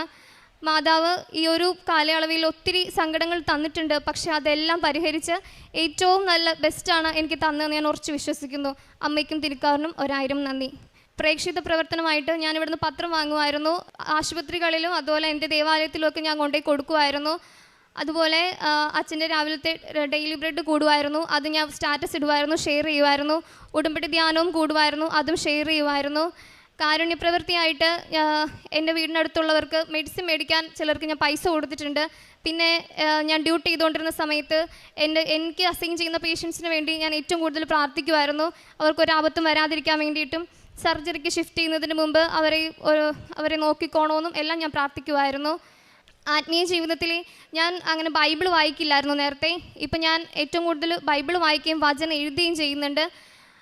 പിന്നെ കൊന്ത ചെല്ലുന്നത് എൻ്റെ എന്ത് ആവശ്യത്തിനാണേലും എനിക്ക് ഒരു പ്രയാസം വരുമ്പോൾ ഞാൻ ഏറ്റവും കൂടുതൽ ആദ്യം ചെല്ലുന്നത് കൊന്തയാണ്. ദൈവത്തിലേക്ക് കൂടുതൽ അടുക്കാൻ എനിക്ക് സാധിച്ചു. ഇത്രയും അനുഗ്രഹങ്ങൾ നൽകിയ അമ്മയ്ക്കും തിരുക്കുമാരനും 1000 നന്ദി. നിന്റെ വഴികളിൽ നിന്നെ കാത്തു പരിപാലിക്കാൻ അവിടുന്ന് തൻ്റെ ദൂതന്മാരോട് കൽപ്പിക്കും. നിന്റെ പാദം കല്ലിൽ തട്ടാതിരിക്കാൻ അവർ നിന്നെ കൈകളിൽ വഹിച്ചുകൊള്ളും. സങ്കീർത്തനം 91, 11, 12 വചനങ്ങളാണ്. ദൈവത്തിൽ ആശ്രയിക്കുന്ന ഒരു ജീവിതം നാം നയിക്കുമ്പോൾ നമ്മുടെ ജീവിത വഴികളിൽ നമ്മെ കാത്തു പരിപാലിക്കുന്ന, നമുക്ക് കാവൽ നിൽക്കുന്ന ഒരു ദൈവം നമ്മുടെ കൂടെ ഉണ്ടെന്നുള്ളൊരു വിശ്വാസമാണ് നമുക്ക് ലഭിക്കുന്നത്. നമ്മൾ ഒറ്റയ്ക്കല്ല. നമ്മുടെ ജീവിത വഴികൾ ഓരോന്ന് ദൈവത്തിൻ്റെ കൺമുൻപിലുണ്ട്. വീഴാതിരിക്കാൻ ദൈവം നമ്മളെ ഓരോ പ്രാവശ്യവും ഓരോരുത്തരെയും കൈകളിൽ ചുമക്കുന്ന ഒരു അനുഭവങ്ങളാണ് നാം ഇവിടെ ഓരോ ദിവസവും കേൾക്കുന്നത്. ജിത്തു ദേവ് എന്ന മകളുടെ ഉടമ്പടി സാക്ഷ്യത്തിലും അതുതന്നെയാണ് നാം കാണുന്നത്. ഈ മകൾ ആദ്യമായിട്ട് കൃപാസനത്തിൽ വന്നത് അമ്മയിൽ കൂടിയാണ്. കൃപാസനത്തെ പറ്റി കേൾക്കുകയും ഇവിടെ വന്ന് പ്രാർത്ഥിക്കുകയും ആദ്യം ഈ മകൾ ലൈറ്റ് ക്യാൻഡിൽ പ്രെയർ റിക്വസ്റ്റാണ് ഇട്ടത്. First year, second year, third year ഒക്കെ നഴ്സിംഗ് പഠിച്ചുകൊണ്ടിരുന്നപ്പോൾ ഓരോ പ്രാവശ്യവും ലൈറ്റ് ക്യാൻഡിൽ പ്രെയർ റിക്വസ്റ്റ് ഇട്ട് പ്രാർത്ഥിച്ചിരുന്നു. പിന്നീട് ഫൈനൽ ഇയറിൽ ഒരു സ്വപ്നം കാണുകയും കൂട്ടുകാരുടെ എല്ലാം റിസൾട്ട് വരികയും ഈ മകൾക്ക് മാത്രം റിസൾട്ട് കിട്ടിയില്ല. ഡിസ്റ്റിങ്ഷന് വേണ്ടിയിട്ടാണ് പ്രാർത്ഥിച്ചിരുന്നത്. സ്വപ്നത്തിൽ കണ്ടത് ഡിസ്റ്റിങ്ഷൻ കിട്ടുന്നതായിട്ടാണ്. അന്ന് റിസൾട്ട് വരാതിരുന്നപ്പോൾ വളരെ ടെൻഷൻ അടിക്കുകയും പിന്നെ ബുദ്ധിമുട്ടോടെ ഇരുന്നപ്പോഴാണ് കൂട്ടുകാർ ആ ഇരുന്ന സ്ഥലത്ത് തന്നെ വന്ന് റിസൾട്ട് കിട്ടുകയും ഡിസ്റ്റിങ്ഷൻ കിട്ടുകയും ചെയ്യുമെന്ന് പറഞ്ഞത്. അപ്പോഴാ മകൾ കണ്ട സ്വപ്നവും യാഥാർത്ഥ്യമായെന്ന് ഈ മകൾക്ക് മനസ്സിലായി. ഈശോയുടെയും അമ്മയുടെയും സാന്നിധ്യം എൻ്റെ കൂടെയുണ്ടെന്നും ഞാൻ പ്രാർത്ഥിക്കുന്നതെല്ലാം ഈശോ അമ്മയും കേൾക്കുന്നുണ്ടെന്നുള്ളൊരു പ്രതീക്ഷയും ആൾക്കായി. പിന്നീടാണ് ഈ മകൾ പറഞ്ഞത്, പരീക്ഷയുടെ റിസൾട്ട് വന്നതിന് ശേഷമാണ് പ്രോസസ്സിങ്ങിന് വേണ്ടി നഴ്സിംഗ് കഴിഞ്ഞ് ജർമ്മൻ ഭാഷ പഠിക്കാൻ ചേരുകയും വളരെ ശ്രദ്ധയോടും കൂടി പഠിക്കുകയും ചെയ്തപ്പോൾ അവിടെയും പരാജയപ്പെടുകയാണ് വീണ്ടും. ഈ മകളുടെ ജീവിതത്തിൽ മുന്നോട്ടും പിന്നോട്ടുമുള്ള ഒരു പോക്കാണ്. കുറച്ച് പ്രാർത്ഥിക്കും, മുന്നോട്ട് പോകും. പിന്നെ പരാജയപ്പെടുമ്പോൾ കൂടുതൽ ഭക്തിയോടും ശ്രദ്ധയോടും കൂടി ദൈവത്തിനെ ഈശോയും അമ്മയും വിളിച്ചപേക്ഷിക്കുന്നതിൻ്റെ ഫലമായിട്ട് വീണ്ടും മുന്നോട്ട് പോകുന്നതായിട്ടാണ് നാം കാണുന്നത്. വീണ്ടും വീണ്ടും ഈ മകൾ റിപ്പീറ്റ് ചെയ്ത് പറഞ്ഞതാണ്, ഞാൻ പല പ്രാവശ്യവും എഴുതി, പല പ്രാവശ്യവും ഫെയിലിയറാണ്.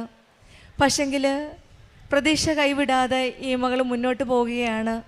ഈശോയിലും അമ്മയിലും കൂടുതൽ തീഷ്ണതയോടെ പ്രാർത്ഥിച്ച് ഉടമ്പടി ജീവിതം കൂടുതൽ തീഷ്ണതയാക്കിയാണ് ഓരോ പ്രാവശ്യവും. പിന്നോട്ട് മാറാതെ മുന്നോട്ട് തന്നെയാണ്. എൻ്റെ ഓരോ ഫെയിലിയറും പരാജയങ്ങളുമെല്ലാം എൻ്റെ വിശ്വാസ ജീവിതത്തെ കൂടുതൽ ദൃഢപ്പെടുത്തുകയും ഈ മകൾ കൂടുതൽ തീഷ്ണതയോടെ പ്രാർത്ഥിക്കുകയുമാണ് ചെയ്തതെന്നാണ് പറഞ്ഞത്.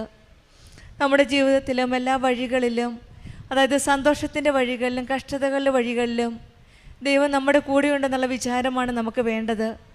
ദൈവം ഒരു കാവൽക്കാരനെ പോലെ നമ്മുടെ കാലിടറാതെ കല്ലിൽ തട്ടാതെ നമ്മളെ സംരക്ഷിക്കുന്ന ഒരു ദൈവമാണ് നമ്മുടെ കൂടെയുള്ളതെന്നാണ് ഈ മകളുടെ സാക്ഷ്യത്തിൽ നിന്നും നമുക്ക് മനസ്സിലാകുന്നത്. വീണു പോയാലും ഓരോ പ്രാവശ്യവും വീണ്ടും ഉയർത്തെഴുന്നേറ്റ് വീണ്ടും മുന്നോട്ട് നയിക്കാനുള്ള ആ കരുത്ത്, ആ ധൈര്യമാണ് ഉടമ്പടി ജീവിതത്തിൽ നമുക്ക് ലഭിക്കുന്നത്. ഈ മകളും അതുപോലെ പ്രാർത്ഥിച്ചതിൻ്റെ ഫലമായിട്ടാണ് ദൈവത്തിൻ്റെ ദൂതന്മാർ ദൈവത്തിൻ്റെ കാവലായിട്ട് ഈ മകളുടെ കൂടെ നടക്കുന്നതാണ്. പരിശുദ്ധ അമ്മ നമ്മെ സംരക്ഷണത്തിൻ്റെ വഴിയിലൂടെ നയിക്കുന്ന അമ്മയാണ്. അങ്ങനെയുള്ള ഒരു അമ്മയുടെ കൂടെയാണ് നമ്മൾ ഉടമ്പടി ജീവിതം നയിക്കുന്നത്. നമുക്കും ഈ സന്നിധിയിൽ നിന്ന് ഈശോയിലും അമ്മയിലും നമുക്ക് സുരക്ഷയും സമാധാനം ലഭിക്കട്ടെ എന്ന് പ്രാർത്ഥിക്കാം. പരിശുദ്ധ അമ്മയാണ് നമ്മുടെ എല്ലാ വഴികളിലും ഈശോയുടെ സംരക്ഷണത്തിൽ നമ്മെ നിലനിർത്തട്ടെ എന്ന് നമുക്ക് പ്രാർത്ഥിക്കാം. ജിത്തുദാസിനും കുടുംബത്തിനും ലഭിച്ച ഈ ദൈവകൃപയ്ക്ക്, അതായത് ഈ മകള് ഫെബ്രുവരി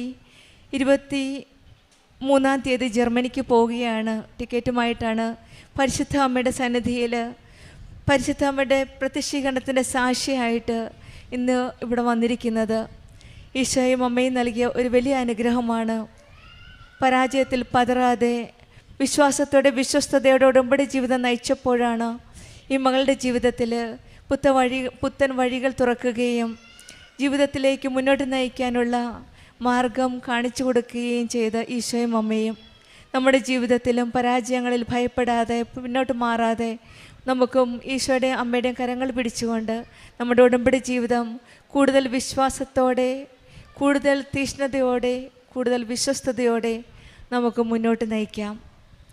ജിത്തു ദേവനും കുടുംബത്തിനും ലഭിച്ച ഈ വലിയ അനുഗ്രഹത്തിന് നമ്മൾക്ക് കരങ്ങളടിച്ച് ദൈവത്തെ മഹത്വപ്പെടുത്താം.